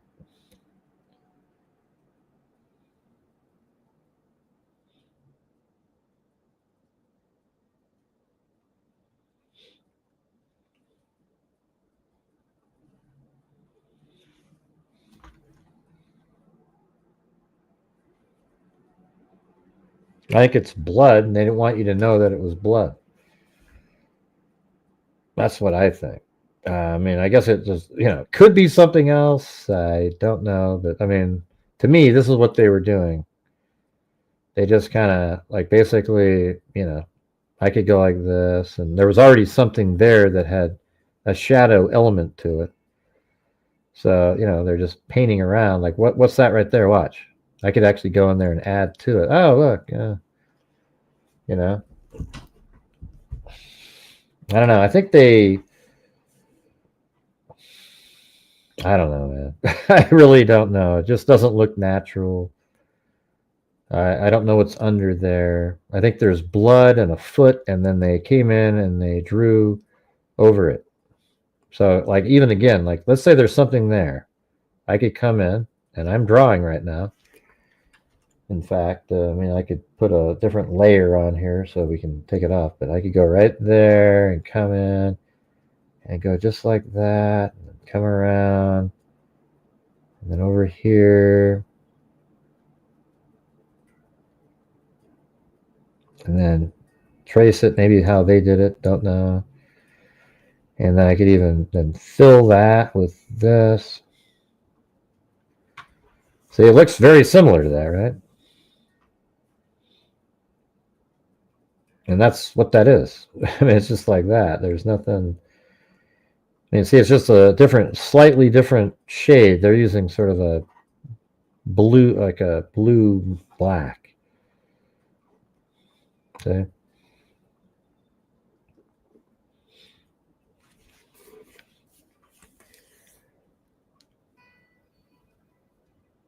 Well, I hope you actually get a membership, Dale. It's only $1.99 a month.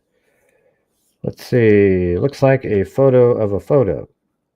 Yeah, I don't know. Well, it is a photo of a photo.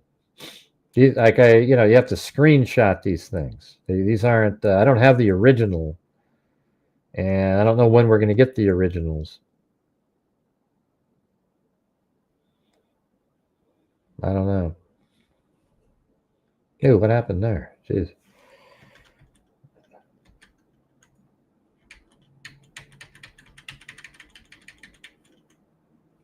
Oops. Looks like I painted onto the the actual image.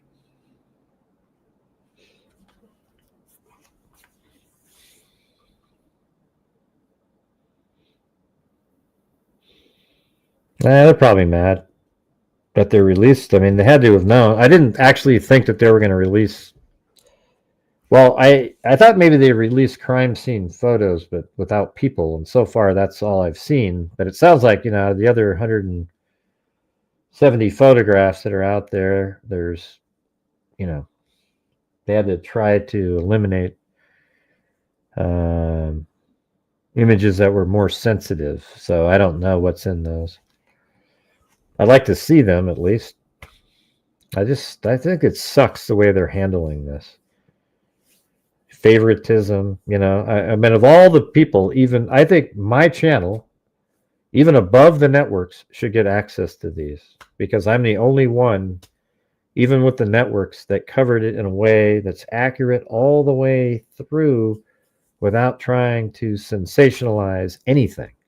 And that's who they should be rewarding, not people like Dateline who put out a bunch of bullshit in their videos and their documentaries. And then people like, geez, I don't know, News Nation, my God. Every show is sensationalistic all the way through. Just, every single one of them.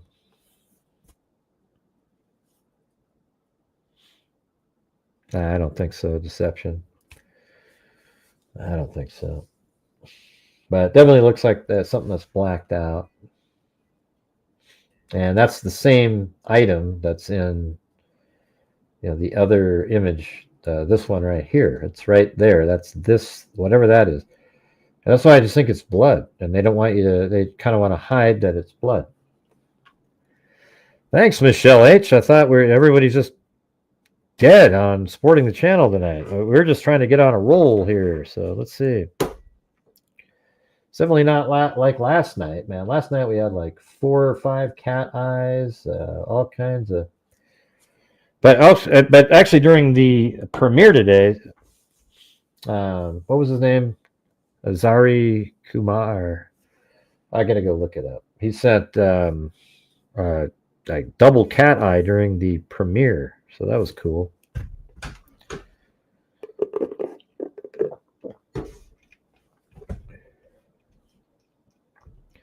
You're not watching anymore, Dale? You're so mean, Gray.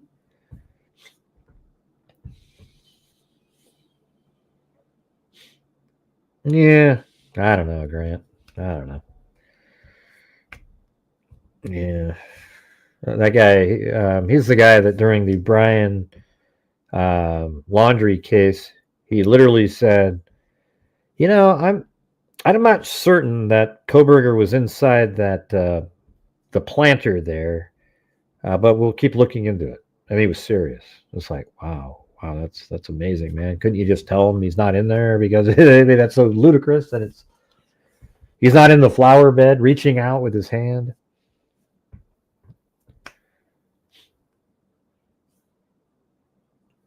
Yeah, I mean, I guess he's okay though. He seems like he's getting better. Doesn't do as much of that weird shit. The entertaining the conspiracies. I think he's learning. He used to do that.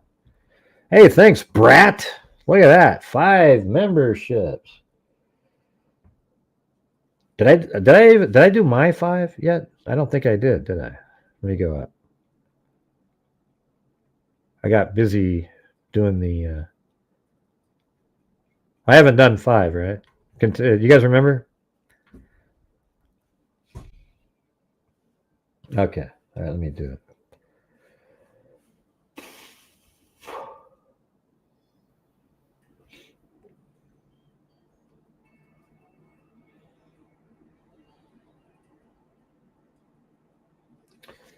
All right, so that's 525 out of the books for Gray tonight. And that's to get the 525 back, I have to bring in $800 in revenue because YouTube takes 30%. So it's a pretty big negative tonight.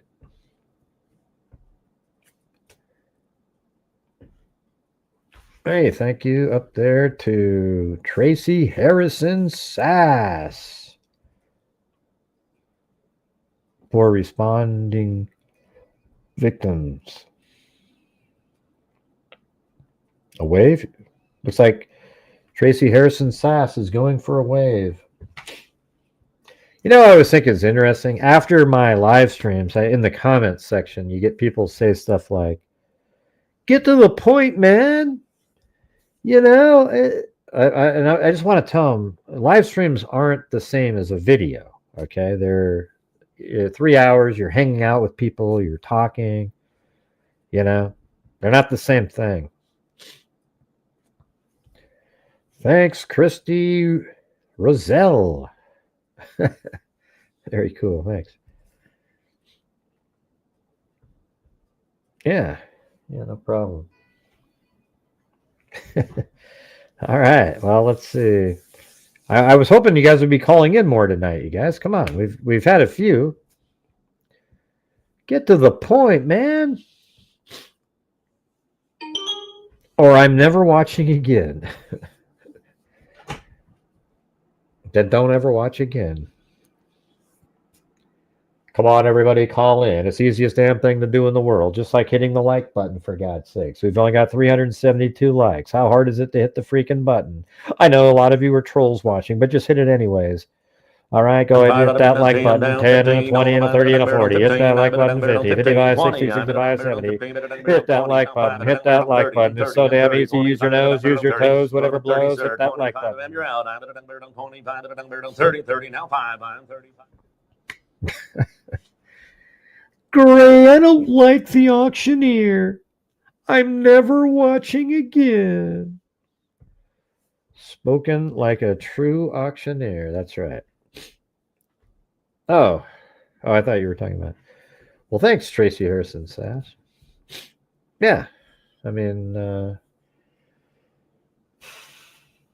don't know how you can not respect the victims. I mean, last night somebody bitched because I was laughing about something completely unrelated while there was a crime scene photo like this on the screen, and to me, it's just like you're trying to find something to get angry about at that point. Okay, don't overthink things like, oh, how okay, we need to make, okay, there we go, we can make Ray look, oh, it's just weird.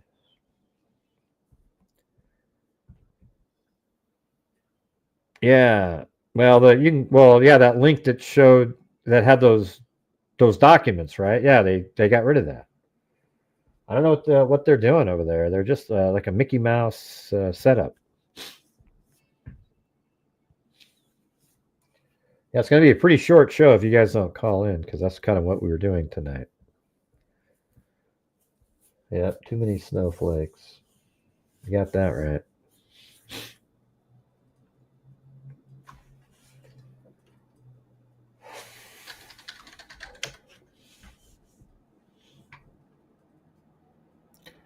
Someone tried to. When she joined my chat that one time?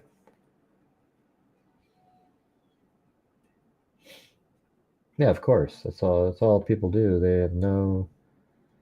Wow, thanks, Carm. I love you. 143, it says. Do you see that? That's what that stands for. Don't you guys know that? 143. Thank you. This account and Mr. Furley. Oh man, I remember that face. Don Knotts. I love his sniff, like he'll be like, he'll say something and he'll act like he's so cool, like, yeah. Now,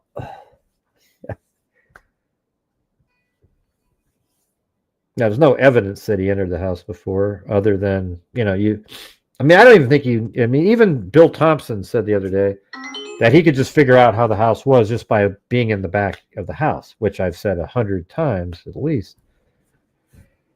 Yeah, Mr. Fairley, and then there's Mr. Roper was the guy before that.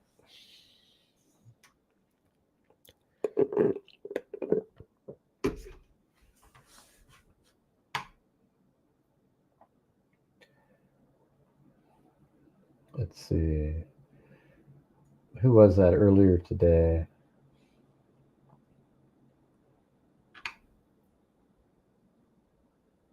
Right there, it was Kumari Azad. He said, Gray, you're so mean, but damn it, you do great work. Thank you for all that you do and your commitment to the truth. How cool is that, huh? That was on the live stream earlier. I mean, the video earlier today.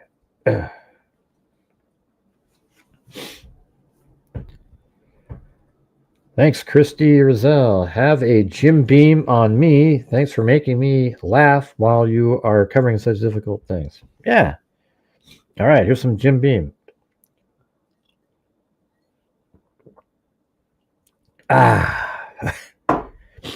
And Coke. Yeah, it's Don Knotts. Remember him from Andy Griffith? It's the best. Dubious on Kick said, this is the best true crime show ever, even though there's like one person watching on Kick, but we've got, let's see, 599 people watching on YouTube, which is fine for me. I wish I could always have that exact amount.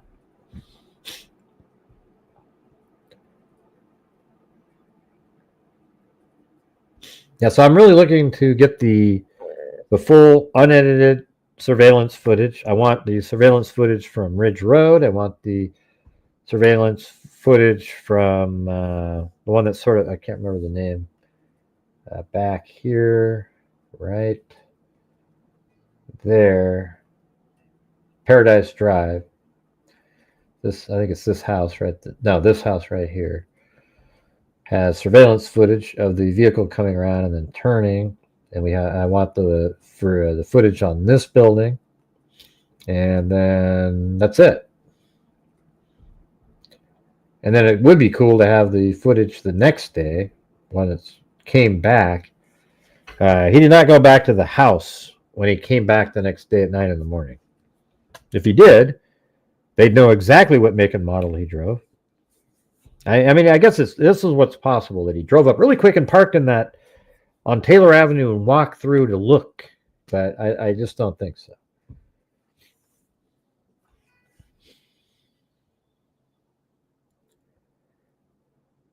He was great on Three's Company.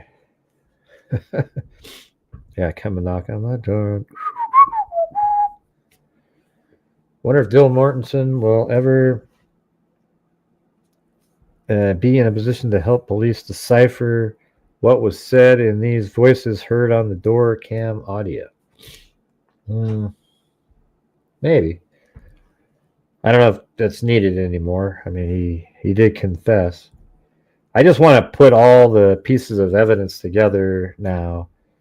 I mean, I've always bashed the Chris Watts people who just kept covering it over and over and over. Like it's different though. The difference is in Chris Watts, he like 2 days after he goes, okay, I did it. And everybody was just so into the whole thing for so long. Where this is something for 2.5 years. It's been in the court system. He was going to, he pled, I guess he silently, but pled not guilty, I guess. And then all these years have been going by. We've been putting all the pieces of the puzzle together, and then he pleads guilty. And then it's hard at that point to then go, okay, forget it then. I was never interested. The Chris Watts case didn't really interest me at all. It's just a disgusting human being who put a girlfriend and the life he felt with that person over his life and his kids even, and just killed them all so he could start a new life. Didn't even think through it, didn't even, just complete psycho, And then, but everybody goes, ooh, okay, Chris Watts has pled. So this is what I didn't like about it. The reason the case kept going was because the whole community started wanting to focus on the girlfriend, Kessinger, so they could continue and have more content. So they were sort of like the Kohbergers, inventing stuff. You know what I mean? Like just, oh, look at this. Ooh, let's come up with all these other stories so we can keep talking about it. Where we're just putting together the information as it's coming out, this new stuff. Like the documents hopefully will start coming out on Judge Hippler's site.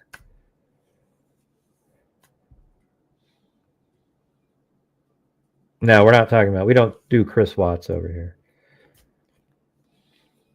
I mean, every once in a while I bring him up because of what he looked like when they were watching the surveillance footage at his neighbor's house. That's hilarious. I mean, that was absolutely crazy. Who you talking to, Lisa? Oh, Scott Peterson. Yeah. Yeah.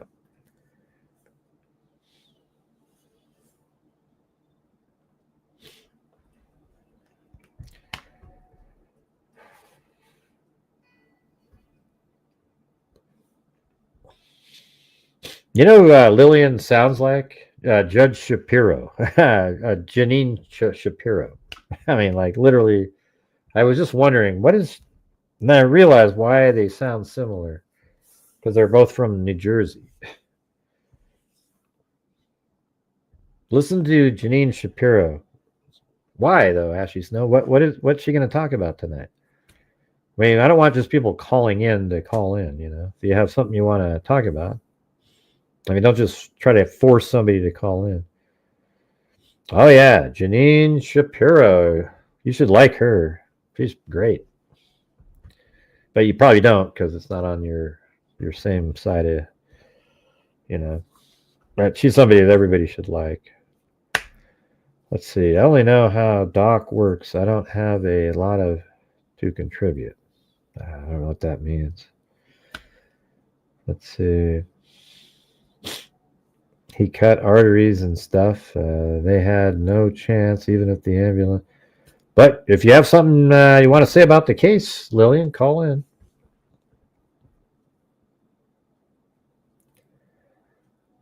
I don't want people, you feel like you're forced by everybody going, call in, and you're like, oh, shit, what am I supposed to? Yeah, Piro, not Shapiro. I thought her last name was Shapiro. What? How come I thought that? I thought she was married to, I don't know, my brain's, yeah, I guess it is Piro. Wasn't she married to another attorney or something?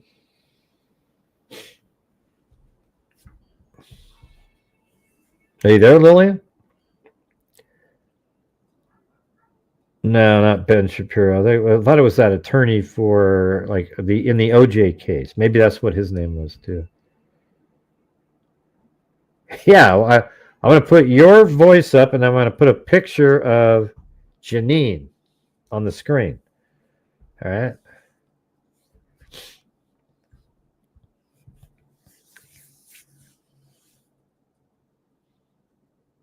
Yeah, so that wasn't him then, I guess.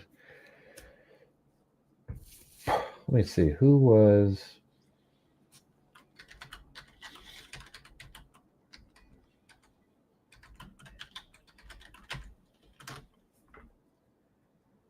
I guess Albert. Somebody named Albert Piro. I don't know who that is. I guess I just always in my mind thought that. I don't know why.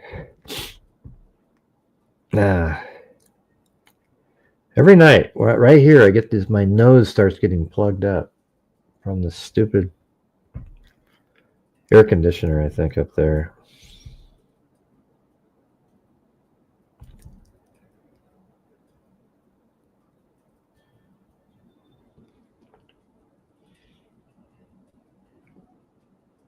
What are you talking about, M. Morgan? How about you let me answer when people have questions? You ever thought of that? His phone connected to Maddie's work Wi-Fi. Is that true? Probably not. Yeah. Let's see. If it's true, that's the connection I've been waiting. Well, that doesn't mean that at all if his phone connected to something like that. Now, we don't know if he has any tie to the Mad Greek. Nobody knows that. In fact, the Moscow Police Department and the prosecutor said there's no known connection of any kind.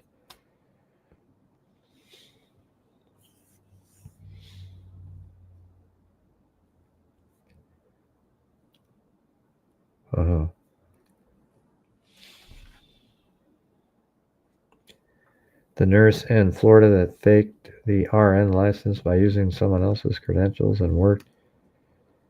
They found out after she got a promotion. She probably didn't want the promotion. She knew what she was doing, I guess, or they knew what they were doing to fake it through, I guess. Jax D. Thanks, Jax D.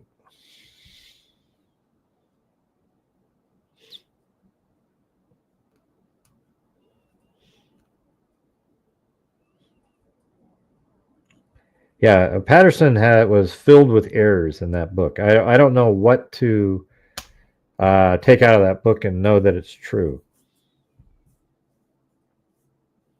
Yeah, I mean, he said that like, oh yeah, you know. Well, I don't know if it was more like a dream or what the friends thought that you know, he tried to ask her out at work and she said, she wasn't interested. I just don't buy it at all. I don't know what to believe anymore of these books and specials.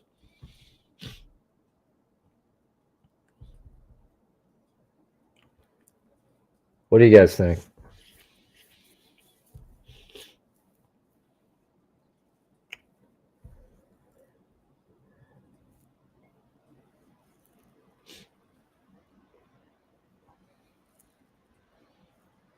Yeah, it might take a while. I mean, but Dylan was really, I mean, she was courageous to do her, went to speak.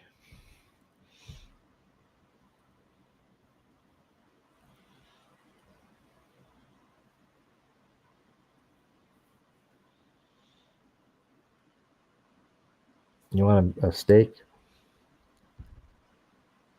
Yeah, I think there might be a connection. Like, there's no mutual connection, but maybe there's something where Kohberger, I don't know.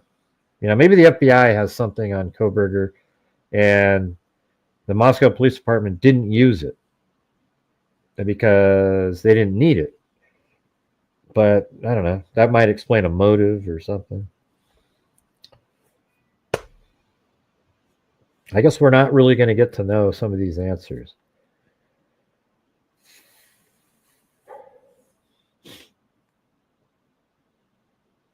Mm-hmm.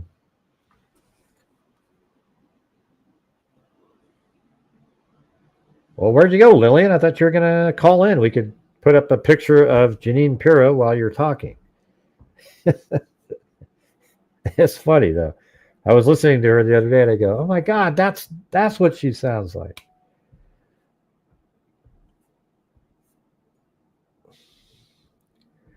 The other author he wrote with is a wacko. Yeah, I saw her show up on a show. She was saying, making all of these claims. Are they being told this by, quote, inside sources? Because none of that stuff I've seen anywhere. None of the documents, nothing.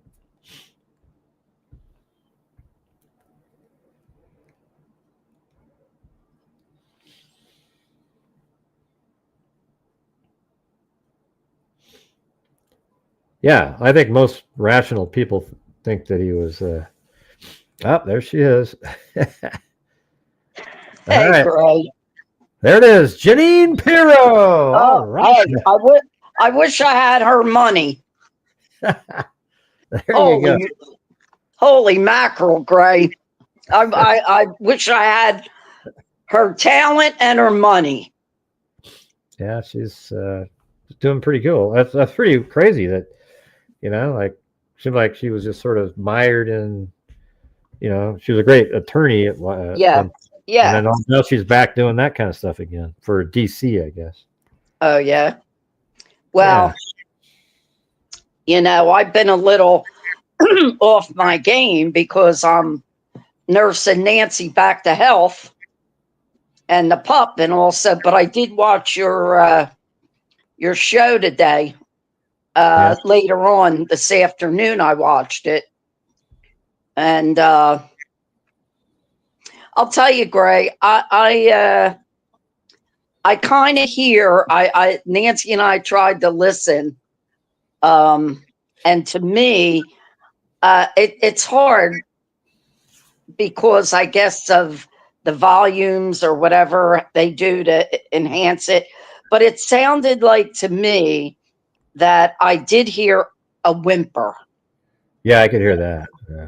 That it sounded like a whimper, and maybe almost like whining, like a crying, like going, yeah, like you know, like something like that, or a little scream. Now, the you know, the dog barking, the dog seemed to be in stress. He was definitely stressed, that poor dog, and you know yourself by having dogs, and I do, and they don't bark at that time in the morning unless, you know, they want to go out or they hear something. And that dog was really, really, really barking, and he to the point where it's a wonder they didn't get a complaint. you know, in the neighborhood. And the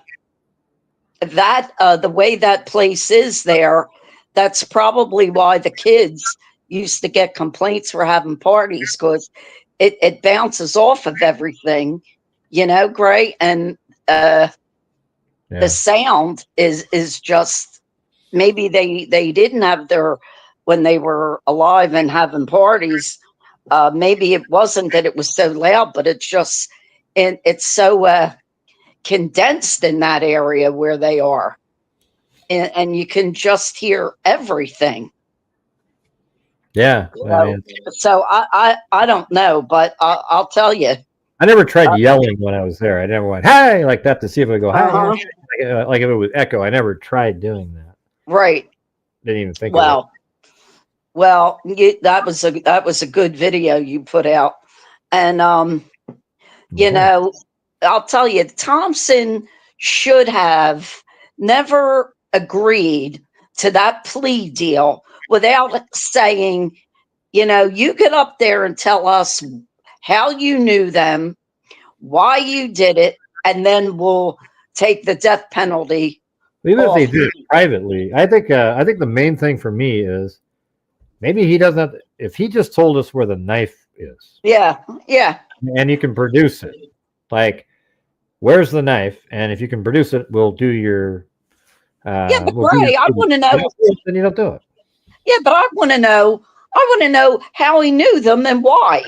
No, I want to know that too, but they're saying that he would just make. Here's the thing. I think I would want him to say what he did, even if he is lying. Yeah. There's going to be some truths in there, but you'll know the truth if it makes him look bad. Like if everything he says makes him look bad, then that's going to be a truth. Well, you know how I feel about it, Greg? Let me tell you, he's not going anywhere anytime soon. You know, he's going to die in prison. And he might as well just fess up and tell it, because, you know, he owes that to the family. Yeah. But and he might be thinking now, well, I'm going to try to appeal and do all these things. So he's got to keep that card. See, that's why it was dumb that he didn't get him to say where the knife was. Right. Or any of these things, because once you have that, you're verifying that he is the killer. But now you're still just, he's saying he's the killer, but he didn't give you where the knife was. He didn't say what he did. And then eventually, if some wacko judge out there, you know, says, hey, yeah, that's not constitutional to waive your right to appeals. We agree that your judge was, your attorneys were not fit or whatever. And then he gets another chance. Well, he hasn't said the damn thing to anybody. You know? Well, you know what? He might. You know, you never know. But I'll tell you, what a barbarian. My God. You know, none of us really knew. We knew they were stabbed, but you think like, okay, the short amount of time that it took him to do what he did, 50 times Zana was stabbed, 20 to 30 with Kaylee, 50. Maddie, then he did, and then Ethan. And I mean, my God, Bing, well, he caught them so off guard. The kids were partying, they were sleeping, except for Zana. And I mean, you don't know what the hell's going on when he's all in black, mask, and he's wielding this K-bar knife. What are you going to do? But I mean, poor Ethan, I don't think maybe he never even woke up. And he cut his jugular vein. And now we know, because you said it on the show, and the positioning of Ethan, that was his blood outside. I mean, my God, Gray. Yeah, I bet he did wake. I think he probably woke up for just like seconds. I think he might have even, you know, because as soon as you feel that, you're going to kind of be like,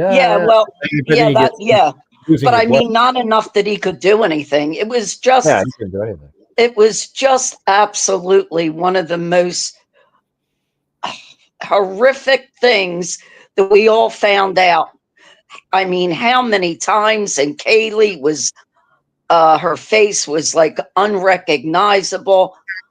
I mean, I'm not big on the death penalty, but my God, if anybody deserved it, I'm sorry to have to say, but it's him. And then because he viciously attacked Xana and Kaylee. Kaylee, yeah, really, like I think I thought it was like Xana had something like 50. yeah, she did. So they're saying, and so all defensive, but they were that knife, as big as it was, the fatal blows was to the lung, the liver, the heart. I mean, he was just brutal, awful, just absolutely I think awful. I bet at some point the autopsy report will be released. There won't be any photos, but it'll be like the description. Yeah. But I don't know, Gray. This will never. This will always be in Moscow, Idaho. It'll always be something that those kids that have already now graduated and went on with their lives, they'll never forget this. Nobody will. I remember the day it came on our news. Nancy said, "Oh, 4 kids in Idaho were found dead," and right away you think, "Oh, maybe it was a fight or drugs or something." And then when it all came out, my God, it was just absolutely horrific. And I don't know what else to say, but I cannot wait until you get that one guy just said, one man that called on the phone, lives in Idaho or Boise, said he was going to try to get you the transcripts or something. Well, yeah, I'm looking for the videos, all that stuff. Yeah, I can't wait. I hope you get it. Me too. I mean, why people in Idaho can get it? Why? I mean, this case is known worldwide, Greg. You know it, just like Libby and Abby. Yeah, well, that's what sucks is they're giving it to all the, the Idaho Statesman, the Idaho local stations, and big networks like NBC and ABC and everything. We've all been invested in this case. Yeah. Just like Libby and Abby, we've all been invested for years. I mean, God, Libby and Abby, what, 7 or 8? And this will be 3. Yeah. I mean, in November. I've been putting out the transcript for for the Delphi case in audio form with having it being read with one voice, but it's really easy to understand. Oh, yeah? I don't know if you've seen those, but I put them out. Greg, like I said, I've been like 30 people watching it when they come out. Oh, yeah. Yeah, I want to watch it. But it's like we've been so busy with different things over here. And so by the time I'm done, I'm just tired to no end. But I said to Nancy, I looked on your show and I said, I want to see what Gray's got on. I know it's going to be some of the stuff with Idaho. Yeah, like look at right here. Here's I put out the Day 7 Idaho or Delphi transcript, and it's a 4-hour video. It took me 8 hours to make, and look what the revenue on that was. $9.26. Oh, that's disgusting. I know. That's disgusting, right? Nobody watches it, right? Oh my God! I don't know why nobody's watching the damn thing, but it's like that's why it's such a so. Now, where is that? Where can I get that? Well, it's on my channel. Okay. Like you just have to look under videos, and then you can actually listen to all the way right now. I have it all the way through day 7. Okay. You can listen to all of that, and I'm still uploading them. I just want to put it out there as an archive, I guess. But, right. Okay. yeah. Well, your work is excellent. We all, anybody that watches you knows you give us everything you have, and it's not BS, it's facts. And that's what we like. Anybody that follows true crime, and I've been following you for a long time. Long time. And you know it. How long has it been now, Gray? That I've been doing this? No, that I've been on your show. Oh yeah, for like I don't know, probably 4 years maybe. Oh yeah, at least 5. Yeah, Come on. Well, I don't know the exact dates, for God's sake. So, yeah. Oh God. But yeah, it's and you know what freaked me out, Gray? It is creepy.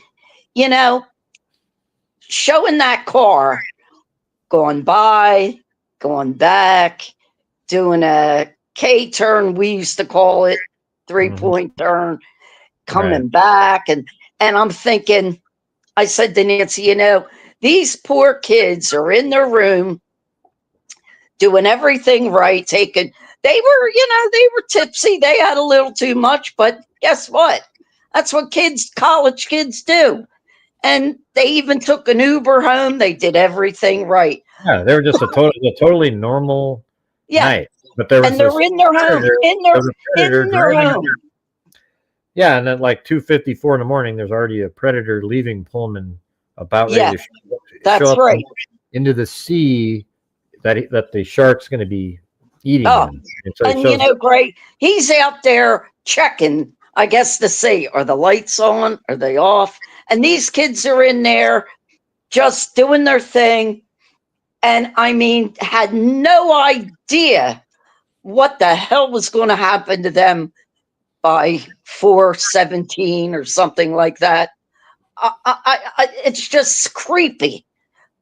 I wonder if he would have gone into the house earlier if there was no, like at 3:30, there must have still been movement going around. Yeah. Well, that's why he didn't go in. He didn't go in at 3:39.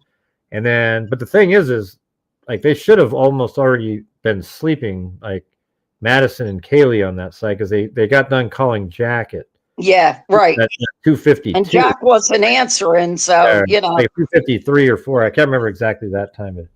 Well, actually, I think I have it right here. Let's see, 2:50. Kaylee calls Jack for the final time at 2:52. Right. So, and then Beth Madison calls Bethany at 2:53, and then I think after that, you know, within 15 minutes, they should have been asleep.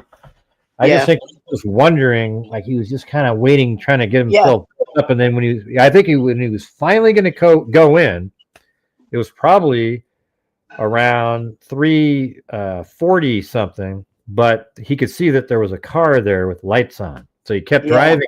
And that's why there was a huge gap between 2 and 3s, because the DoorDash driver was there, but then he decided to pull it anyways, because man, this is crazy. So when she pulled her car to the back, that's when he goes, oh, I can go in now, because he didn't see it anymore.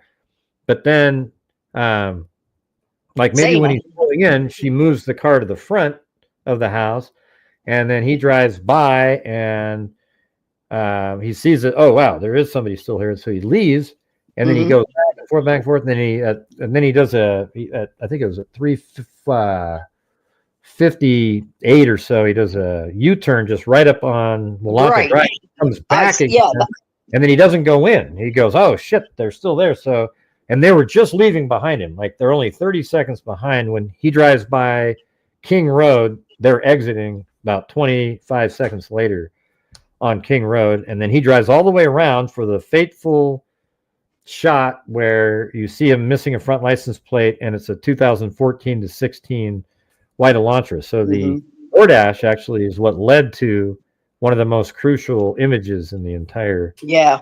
Well, he had the one plate because he lived in Pennsylvania with his parents at one point, and you only need one plate there. Not like here in New Jersey, or we have to have 2. But here's another thing that gets me, Gray. You had Ethan's Jeep out there. You had about 5 or 6 cars out there. And he still had the brass, when all the lights went out, to go in there and do what he did. I mean, but apparently if you listen to the DoorDash, like the lights are just kind of on, you know, like, you know, in the living room, you all these little accent lights all over the place. In the living room, but he was looking up in the bedrooms because he's been spooking around driving around there. How many times did they say? 20? Like I think Madison's room's light was probably off, but I bet you the stair light was on. Maybe Haley's room light was on. I mean, who the hell knows? So he's just looking around, and then he just is so amped up. This was his night. He knew that he had to change his license plate coming up in the next couple of days. Yep. It was the last weekend that they're going to be drunk before that time. So he's got to go do it right now. He has no choice, right? Like, I mean, he has a choice, but for his desires, he had to do it that night because that's the last night that these people are going to get drunk before either leaving or, you know, before changing his plate, because he changed it, I think, like right after that, not too many days after. Yeah. Well, you know, Gray, when these sickos, whatever you want to call them, when they make their mind up, which he was going to do it come hell or high water. And like you said, that night they had a football game in the afternoon. They were all partying. They were all having a good time. And I mean, you know, he knew that the girls, they weren't going to give him much. Look what he did with Kaylee. He must have grabbed her by the throat, and God only knows what else he did to her, that she was unrecognizable. But her and Zana fought back as much as they can. A young girl against a guy his size, you know.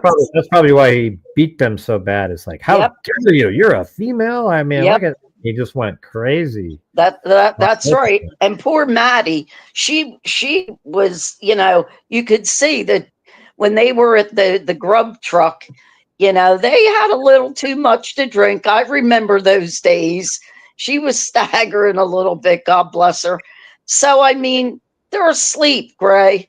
They, you know, and you know, when you've had too much, you're passed out just about. And she was not too much. I don't think Maddie was too much for him, but obviously Kaylee and Zaina were. And I'll tell you what, if Ethan would have got up, I don't know how much he had on board, but he would have been something to fight. Yeah, it's weird how he kind of like, it seems like he cut his, like Ethan was still sleeping, cut his throat really. I wonder if like Xana was just in there sort of following, like, hey, what do you know? And he stabs at him and then quickly, and then goes after Xana and then cuts Ethan's legs, hamstrings. So he can't. What was that about? What was that about? So he couldn't get up and walk? He already cut his jugular vein. Right. Well, no, he, you know, but he thought, well, if this doesn't kill him, he might try to get up. So he cut his hamstring. So he couldn't. And you know, Gray, I read he cut down to the muscle. I mean, this guy, this Kohberger, wow. Whew, man, I'm telling you. That's why I always thought this case was interesting, because this isn't a normal killing, like some kind of passionate thing where, oh, somebody went nuts. This is like this weird, I mean, psycho serial killer like person. Awful. I just, you know, I haven't been able to get these kids too, just like Libby and Abby, out of my mind. They had so much to offer this world. They were such beautiful kids. And my heart breaks for the families. It just does.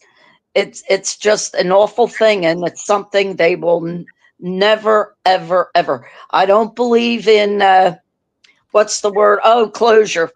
I don't believe in closure. That's just me, Gray. That's just me. I say it all the time. I say that exact sentence all the time. So it's not just you. No, yeah, I don't believe in that.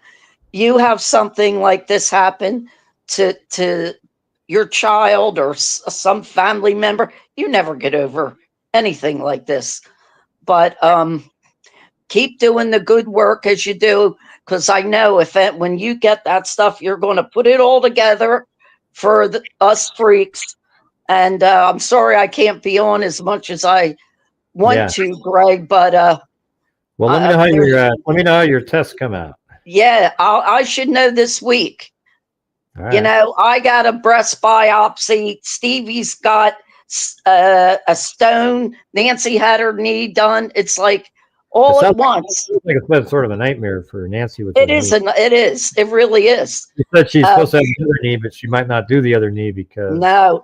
I never saw her in so much pain in my life. It was wicked. That one knee was bad though, because a lot of people don't have that much problem. So maybe if she did the other knee, it wouldn't be. But why would you want to test it? Like if you knew something. Well, you know what the doctor said to me real quick? He said, "My God, her knee was bad. She could have done this a year ago.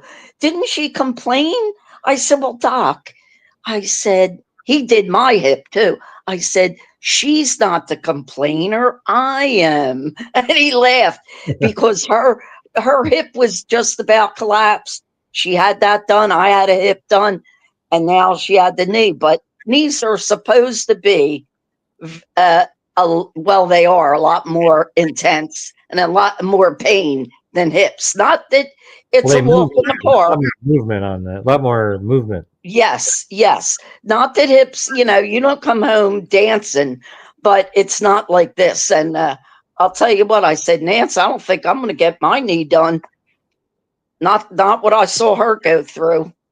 So listen, you keep up the good work. And that was nice of you to text her. She said to me, "Guess who just texted me?" And I said, "Who?" She said, "Gray." I said, "Oh, that was nice." Well, I was thinking, man, I wonder how that knee surgery went. Yeah. Well, he's a good surgeon, Gray, but it just it was bad. But she's coming along. She's walking with the walker. And I said, "Nance, I'm 75. You're only 64. And you're the one walking on this walker. Come on, we're going to be bionic, Gray. Frank, we're going to have new hips, oh God. But thank God they can do it. You don't have to be in pain. So listen, get back to the show. And I'm going to be looking to see if you get those reports. Because I know you'll put it all together. All right. Hopefully, okay. Even if I have to pilfer them, I'm getting them. All right. Cool. Oh, I know you will. You're on a mission. You're on a mission. You'll get them. You'll get them, Gray. So, hey, freaks, take care and stay well, Gray. All right. You too. Talk to you. Let me know. All right. All right. Bye-bye. All right. Lillian. All right. Hold on. Let's see.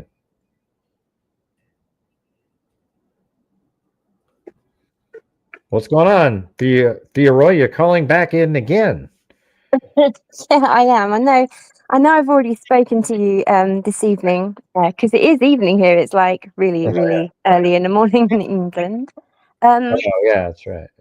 Yeah, I just wanted to say something off the back of what that last lady was mentioning about some of how the Idaho 4 victims, their injuries. And I wanted to put some of the ridiculous comments that I've heard on other channels to rest, that Kohberger simply couldn't have committed murders of 4 people in the space of 9 minutes. Like your video that you created about 9 minutes of hell. I made a 7-minute video too, and that seemed too long. Yeah, given how many times each victim was stabbed, and I just wanted to kind of raise a point for any doubters who might be listening. You never know. But there was a case here in the UK about a year ago now. I'm not sure if you or any of your listeners are familiar with it. The Southport stabbings. In this case, a 17-year-old, terrorist, quite frankly, he entered a children's Taylor Swift dance class, and for absolutely no reason whatsoever, he brutally stabbed a total of, I think it was 8 children and 2 adults, killing 3 of the children and leaving the rest of them critically injured. I won't go into too much detail. I also won't disclose the ages of the children because I don't want to disturb anybody. But basically, we don't have trigger warnings and things like that over here, so you can just say whatever. Yeah, but I mean, okay then. Well, no, just to show the plausibility. Kids, right? Yeah. Yeah, but I mean, just to show the plausibility of what Kohberger did. in the Southport stabbings, one of the 3 children who were killed was stabbed a total of 122 times. Wow. Another, Now, how long did it take? How long did it take?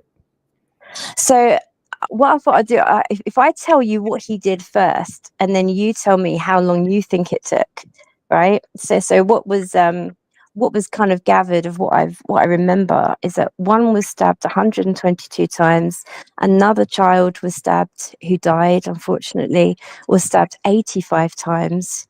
And then the third child, the number of times was undisclosed, but it was said that she also sustained quite bad blunt force trauma to her head.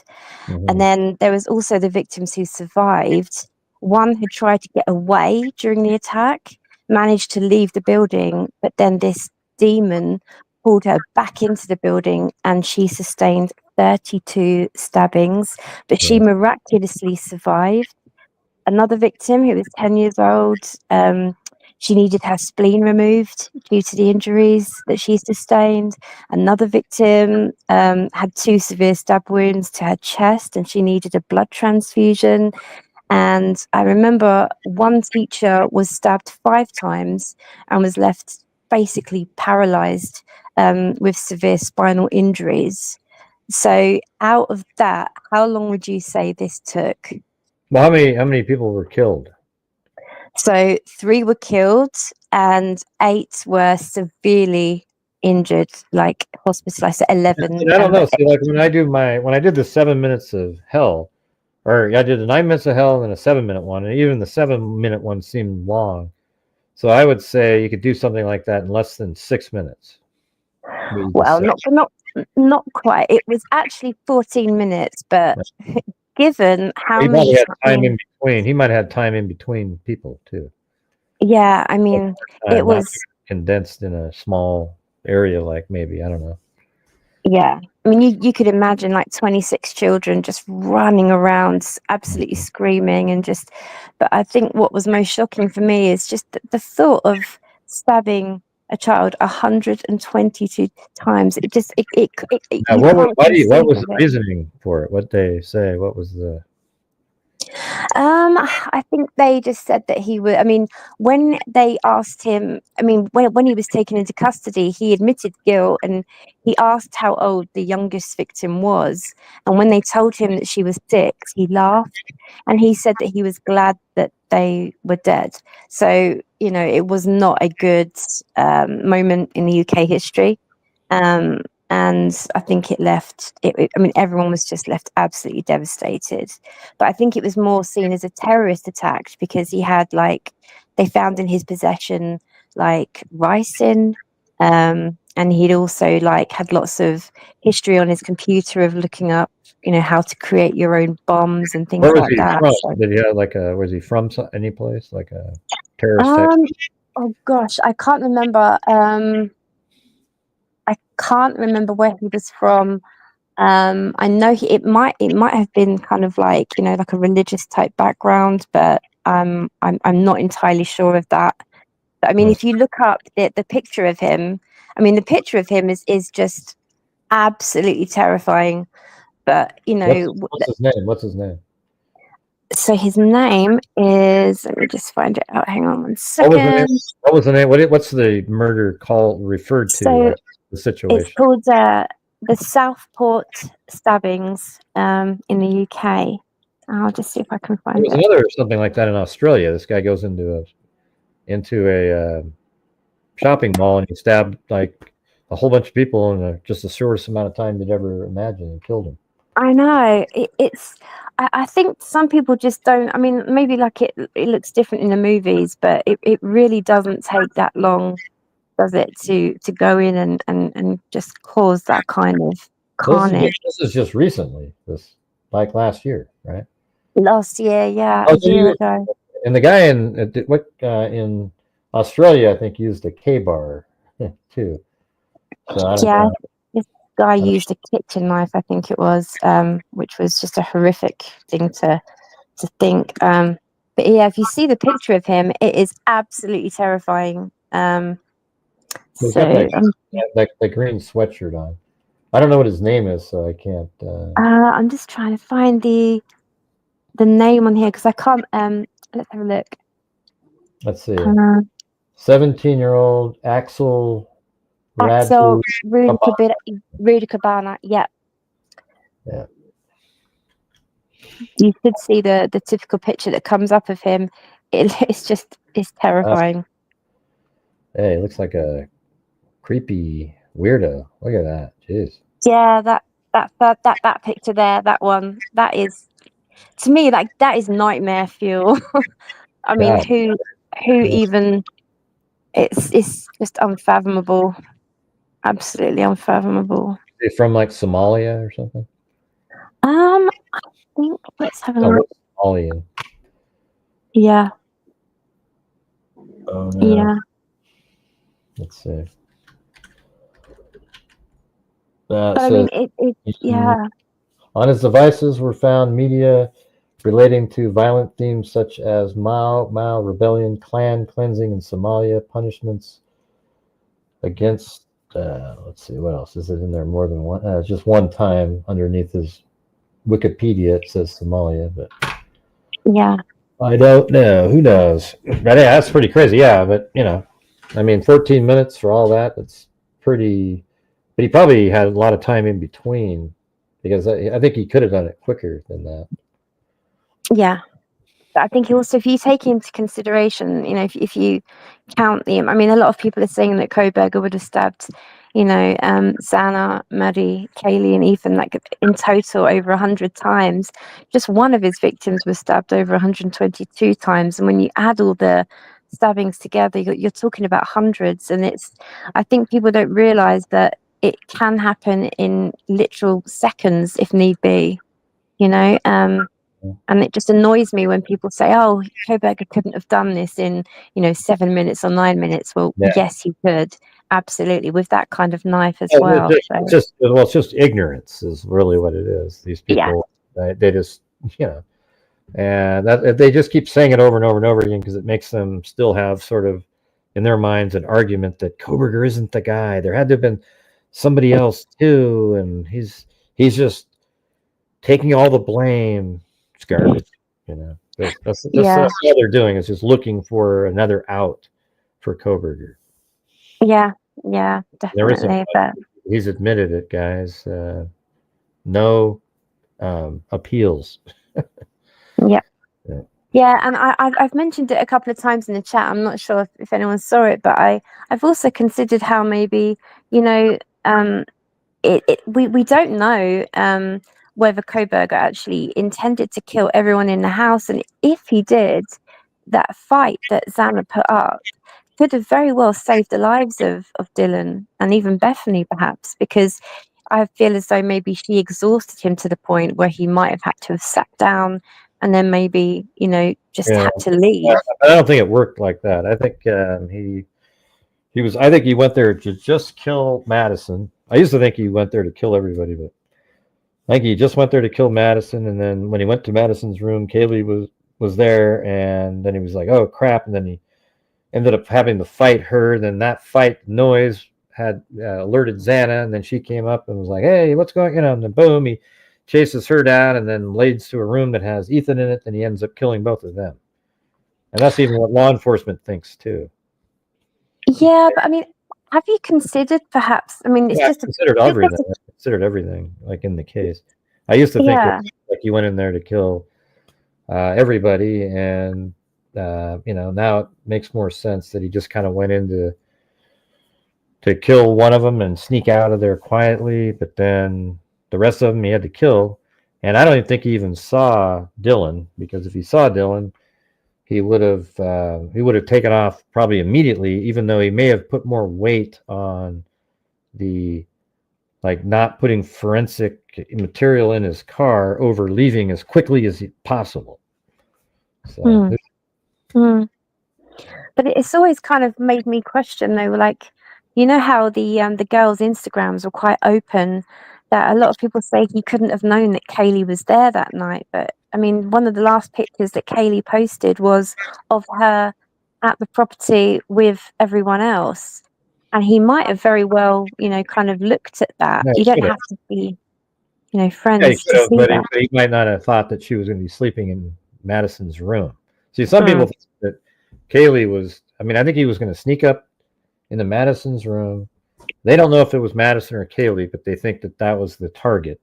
Either one of those two, and the rest were killed just because they happened to be awake. Like they were awake and heard it, and then he got led, and then Ethan got killed. But that wasn't. So either one of the two could be the target, but I think he wasn't expecting Kaylee to be in Madison's room. Now you might say, well, maybe he went to Kaylee's room first and didn't see him in there, so then went over to Madison's room, and then they were both in there.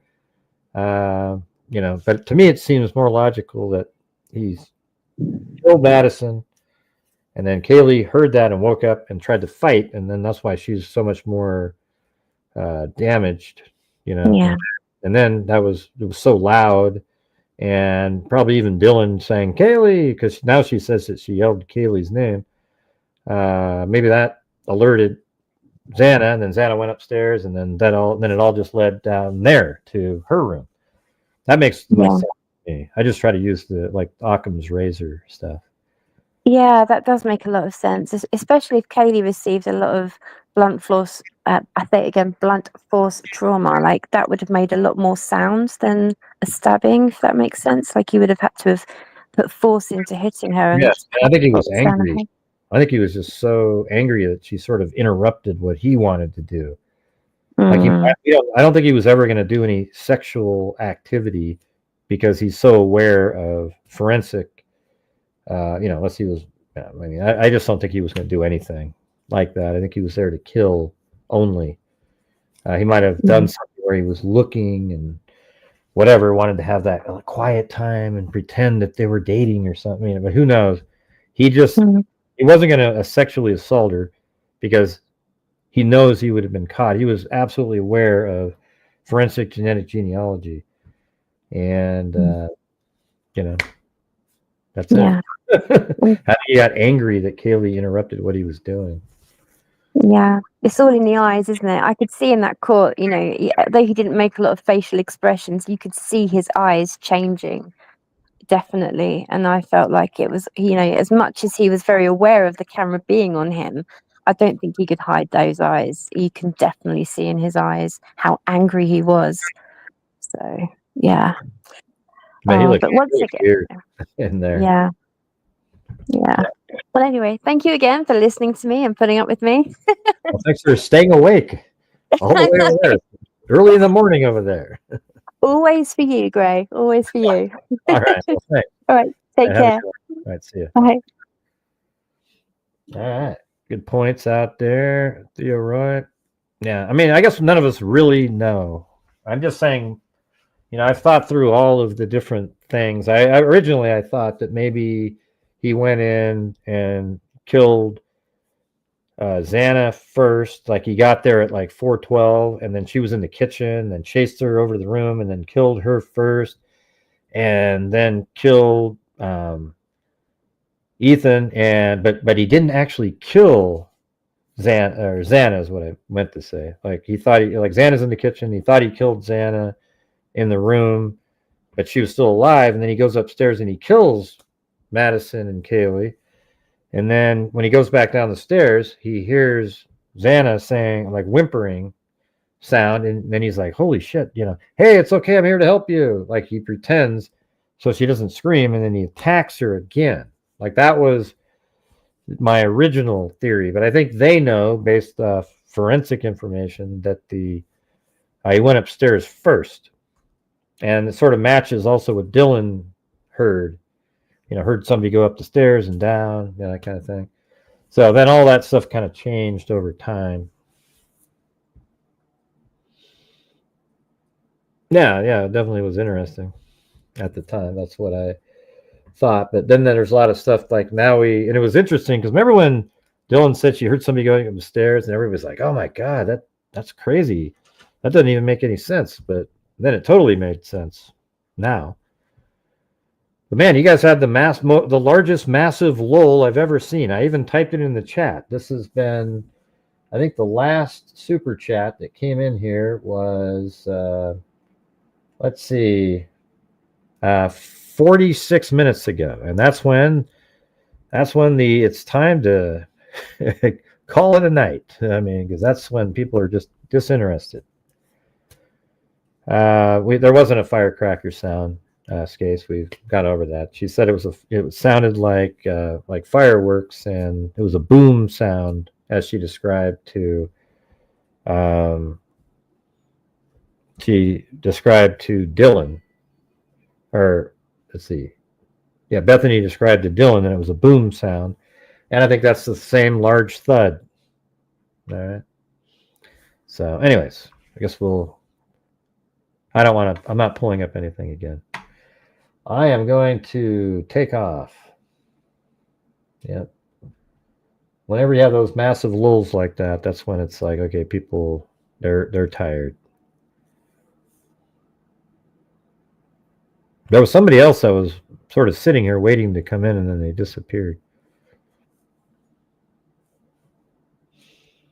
All right, let's see.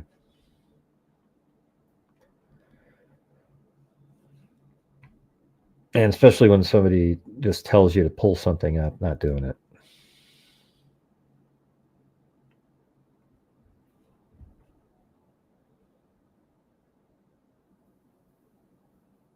Mm-hmm.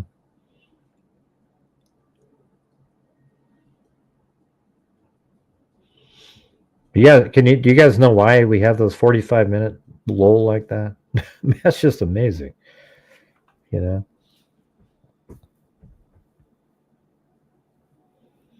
Why do I want to check it out? We've already listened to it 100 times, okay? There's two sounds right around there. I've already explained it. We've done it. Not doing it again. All right. I guess I have to. It's right here. These two sounds. I've already explained these sounds.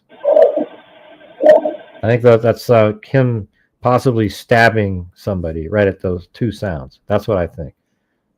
We played that. We went over it ad nauseum earlier. All right. You just weren't here. Hey, look at Lainey Carter. Oh my God, you broke the silence of 46 minutes. I don't call it coughing. And Morgan, I don't know where you hang out, but you come in, you always have the craziest things. Coughing, Jesus. No, he's sneezing, and somebody said Gesundheit. Yep, see you next time. All right, let's see. What do we got up here?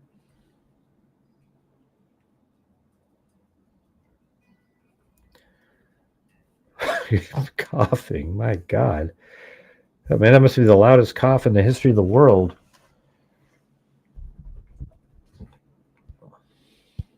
Mm-hmm, sure. All right.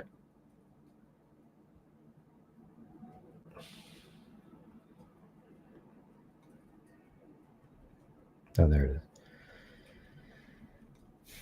All right, thanks to Ashley Yeager. Thanks for all you do. I've been keeping up with you, and you're always spot on with your predictions. Thank you. And we have Saint Shug, then Cam Hart, then Justin Motocross. And that's a normal way to feel great. It feels like trolling. Yeah, it does when, like people come in and say, hey, Craig, can you tell me where the house is related to? Well, it's like, where have you been? Mariska, good to be here. Good to see you, Mariska. Then Ashley Nicole, gifted a membership. Then we had Cinnamon Sin Freak. Then Kami, here you go. Then Walker Gray, what was your earliest crime case you can remember? Mine was a redhead kid with freckles named Eric Smith from like 93. Let's see. Well, I don't know what my earliest one. I seem to watch a lot of the... I used to watch all kinds of stuff on, I think it was American Justice with Bill Curtis. That guy was... So I don't know. I guess a lot of people started watching like a continual case like with OJ or something like that.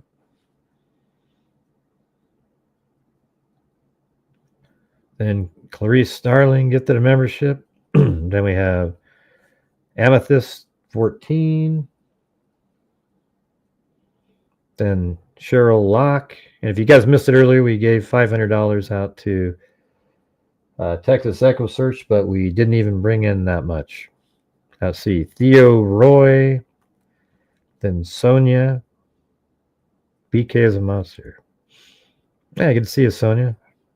You got to fill me back in on what's going on with the case.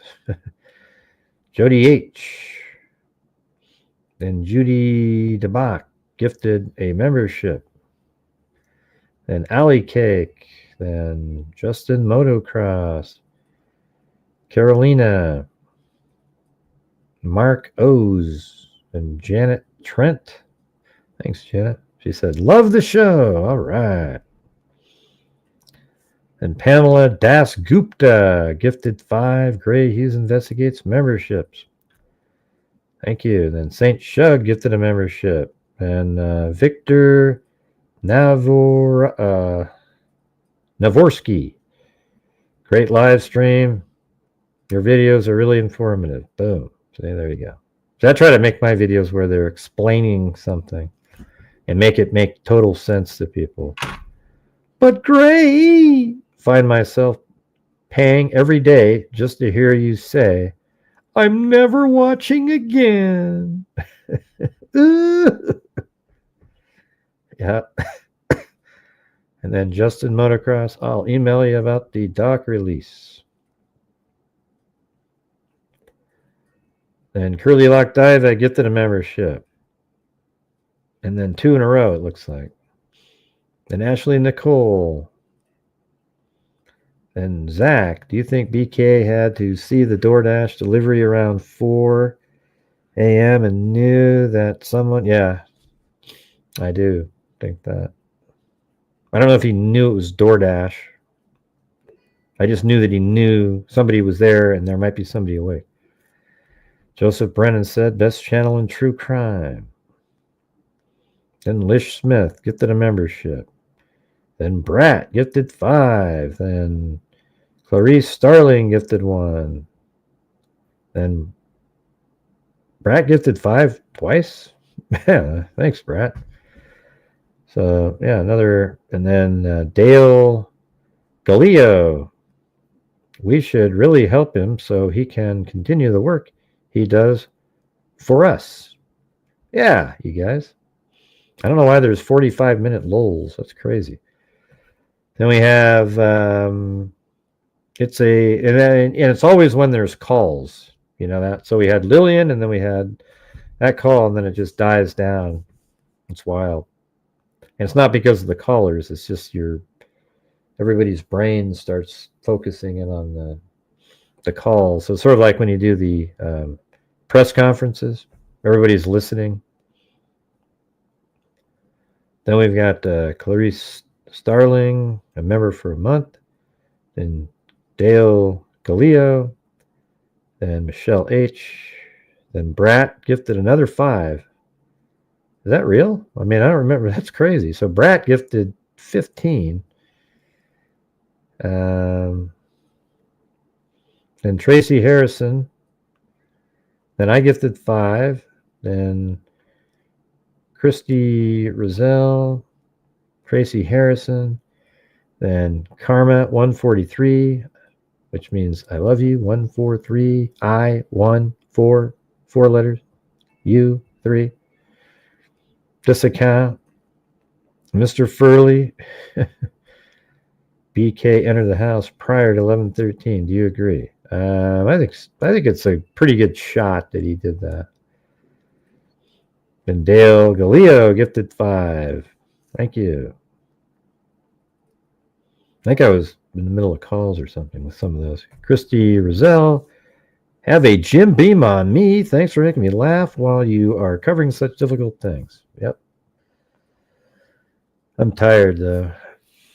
I got my 11,000 steps in today again. I keep doing those every day. You know, it's weird. It's becoming easier and easier and easier.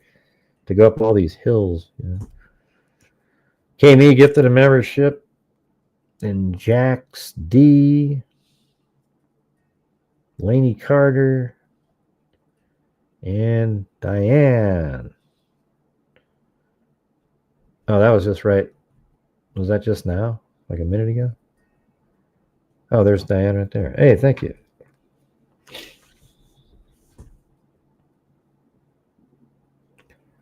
Was it his neighbor that he did security cameras? Yeah. Well, over in Pullman, he had a female, the Asian girl that thought he liked him. That was, I think she was also another, like a coworker of his. And, you know, he thinks he stole her keys and broke into her apartment. Then he became the one that was helping her with her security.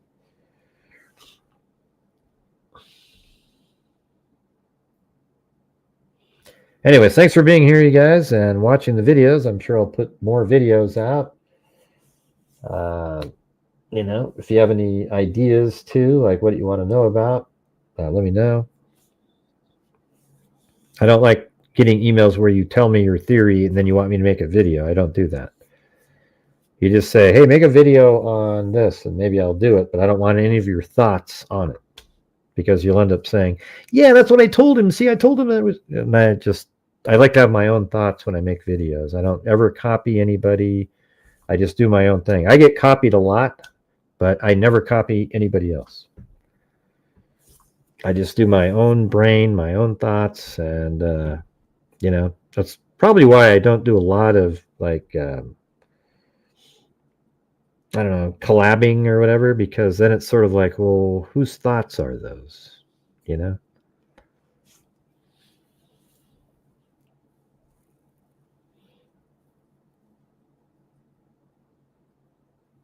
I don't know who that is.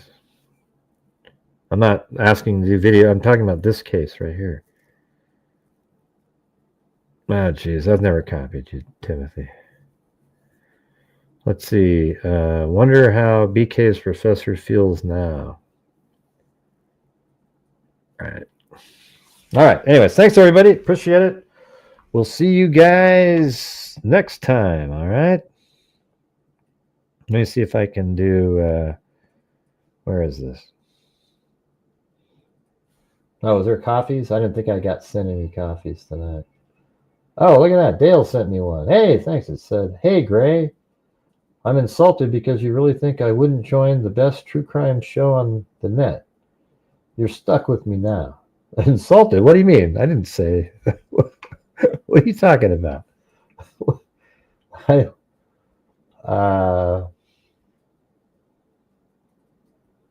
Let's see. Oh, then Lisa Valenzuela. Okay, cool. Well, thanks for the coffee there, Dale. What do you mean? I don't remember saying not to join. You're not joining my channel. Coffees are better for, like, they take a percentage, but not anywhere near what YouTube does.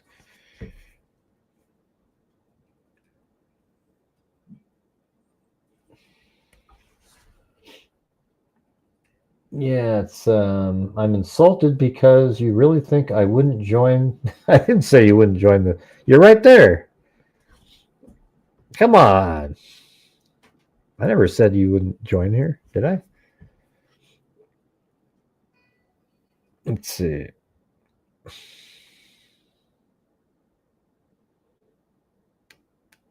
Yeah. Did I have everything? I want to make sure I didn't miss anybody.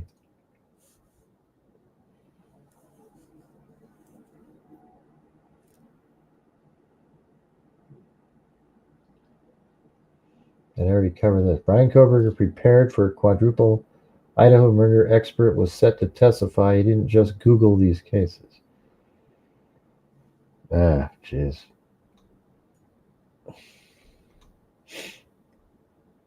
Okay, I don't know. You want to look at this really quick, this one?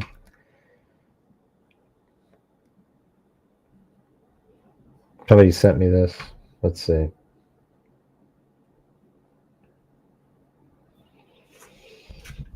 At 2:54 a.m. on November 13, 2022, Brian Kohberger's phone went dark. What's real? We don't know if it's real or not. Let me read it. A lot of these articles are just full of crap, as we know now. So let me read it first. We don't know if it's real or not. 2:54 on November 13, 2022, Brian Kohberger's phone went dark. I'll let you know if I think it's real. All right. The battery hadn't died, and it wasn't randomly powered off. It was silenced with precision. Wi-Fi and cellular data were disabled. No location tracking on and no background activity. Deliberate blackout during the exact window. Prosecutors say 4 University of Idaho students were brutally murdered and they're in their off-campus home, or at their off-campus home. I guess you guys have to start back up on the super chats. 2 hours later. Oh, okay. Well, I mean, I figured you were being sarcastic. What did I do? You kind of did. What are you talking about? I don't even know what you guys are talking about at this point. Yeah, the person up there said it's real. It's real. We don't know. We got to look at it. 2 hours later at 4:48, the phone turned back on. It would be months before investigators fully understood what that gap in activity meant. What do you mean?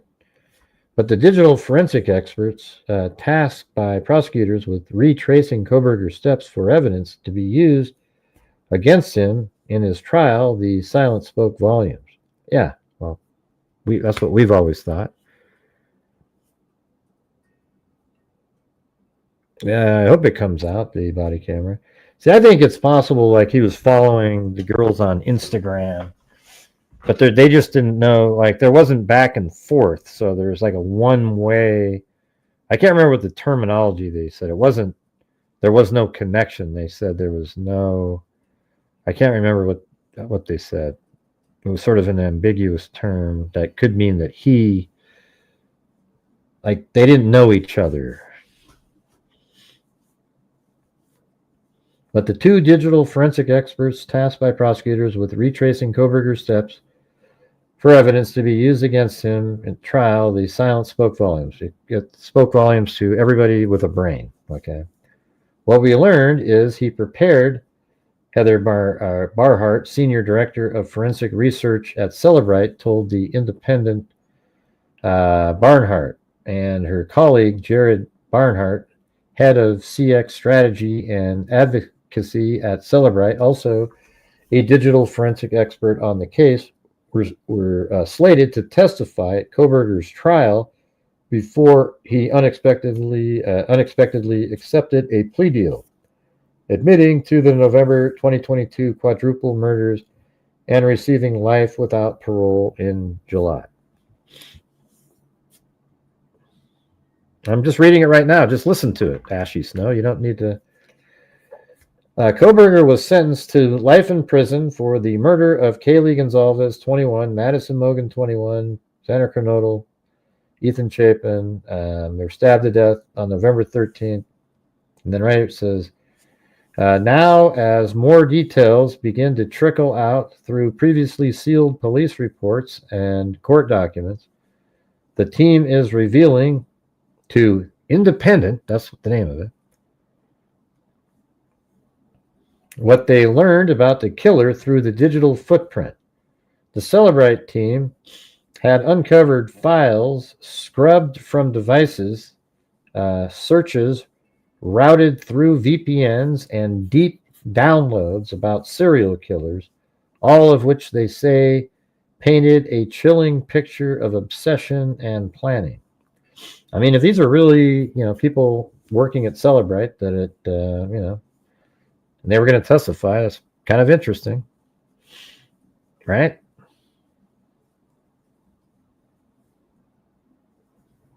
Let's see.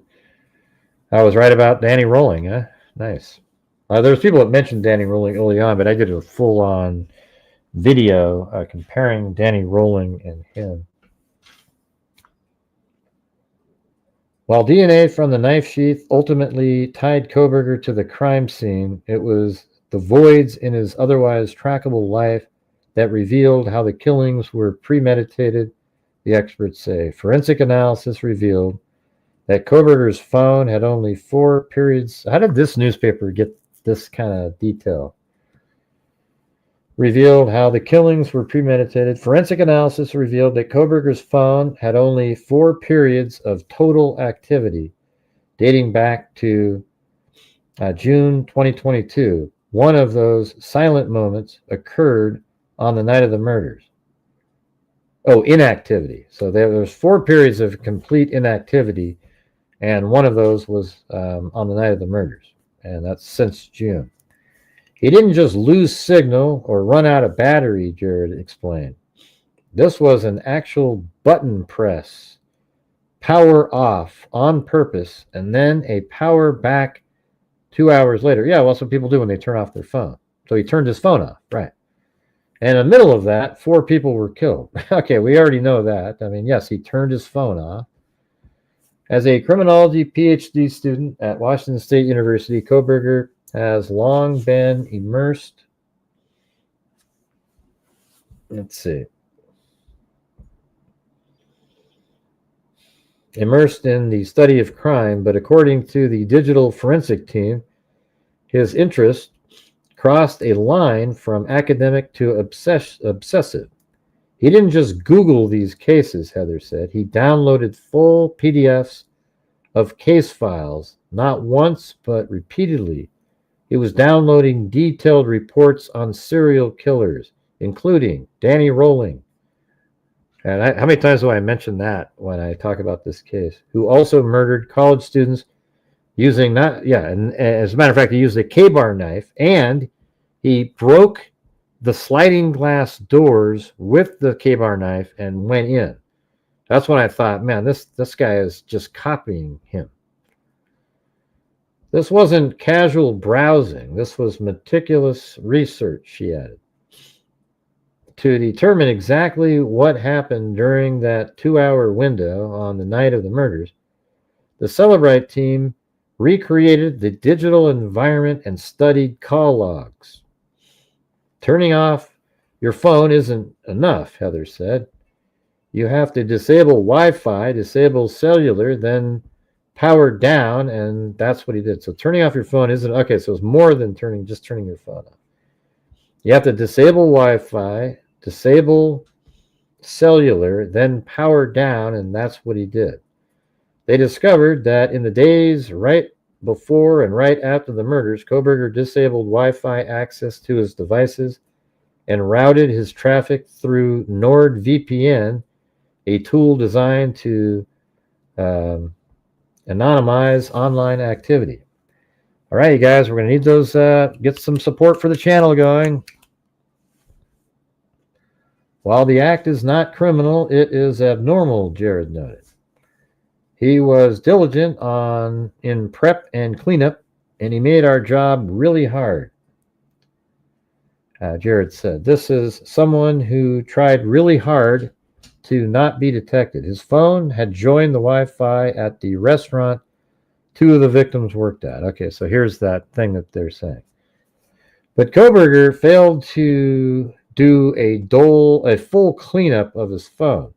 Details of what the team found, including scrubbed files, private browsing, VPN activity, and obsessive downloads about other serial killers, were found hidden deep in his phone, not in a visible gallery or standard folder, but in buried file directories that required forensic tools to uncover. He had also downloaded reports on the Idaho murders and extensive searches of his victims. Reports? What do you mean? At that time, there wasn't really any reports out. The team pointed out that despite law enforcement's hard work, there was a period of time from the time that the crime happened until identifying an arrest, the phone seizure, and then the phone extraction, So some of the best information was most likely wiped. But with time and attention, we were able to paint a picture of what he did on this night, Jared added. Even though some of the best stuff wasn't there, he certainly didn't cover all his tracks. Kohberger's digital footprint also included a passive log of Wi-Fi networks his phone sought out. On the night of the murders, before his phone, it says he phone, but his phone was turned off. His phone was searching for Wi-Fi signal, and he wasn't at home, Jared said. And while motive and any connection between Kohberger and the victim remains completely unknown to the frustration of the victims' families, there is some digital evidence that showed Kohberger may have encountered at least one of the victims previously at their workplace. Okay. I mean, but why does Bill Thompson not say that? He says that's not the case. Madison Mogan and Xana Kernodle worked at local restaurant, the Mad Greek, as servers before Kohberger murdered them. After the killings, a fellow employee said they remembered Kohberger visiting it twice and eating pizza, vegan pizza. Yeah, we've heard all this stuff. So one Wi-Fi log caught Heather's attention when she was searching his digital footprint, the network name for the Mad Greek. Though nothing concrete tied him to the location at the time of the murders, the Wi-Fi log suggested he had been there before, possibly more than once. There it was, Heather confirmed. His device had passively logged that network. So, like he was in there before, and then it was looking for it again.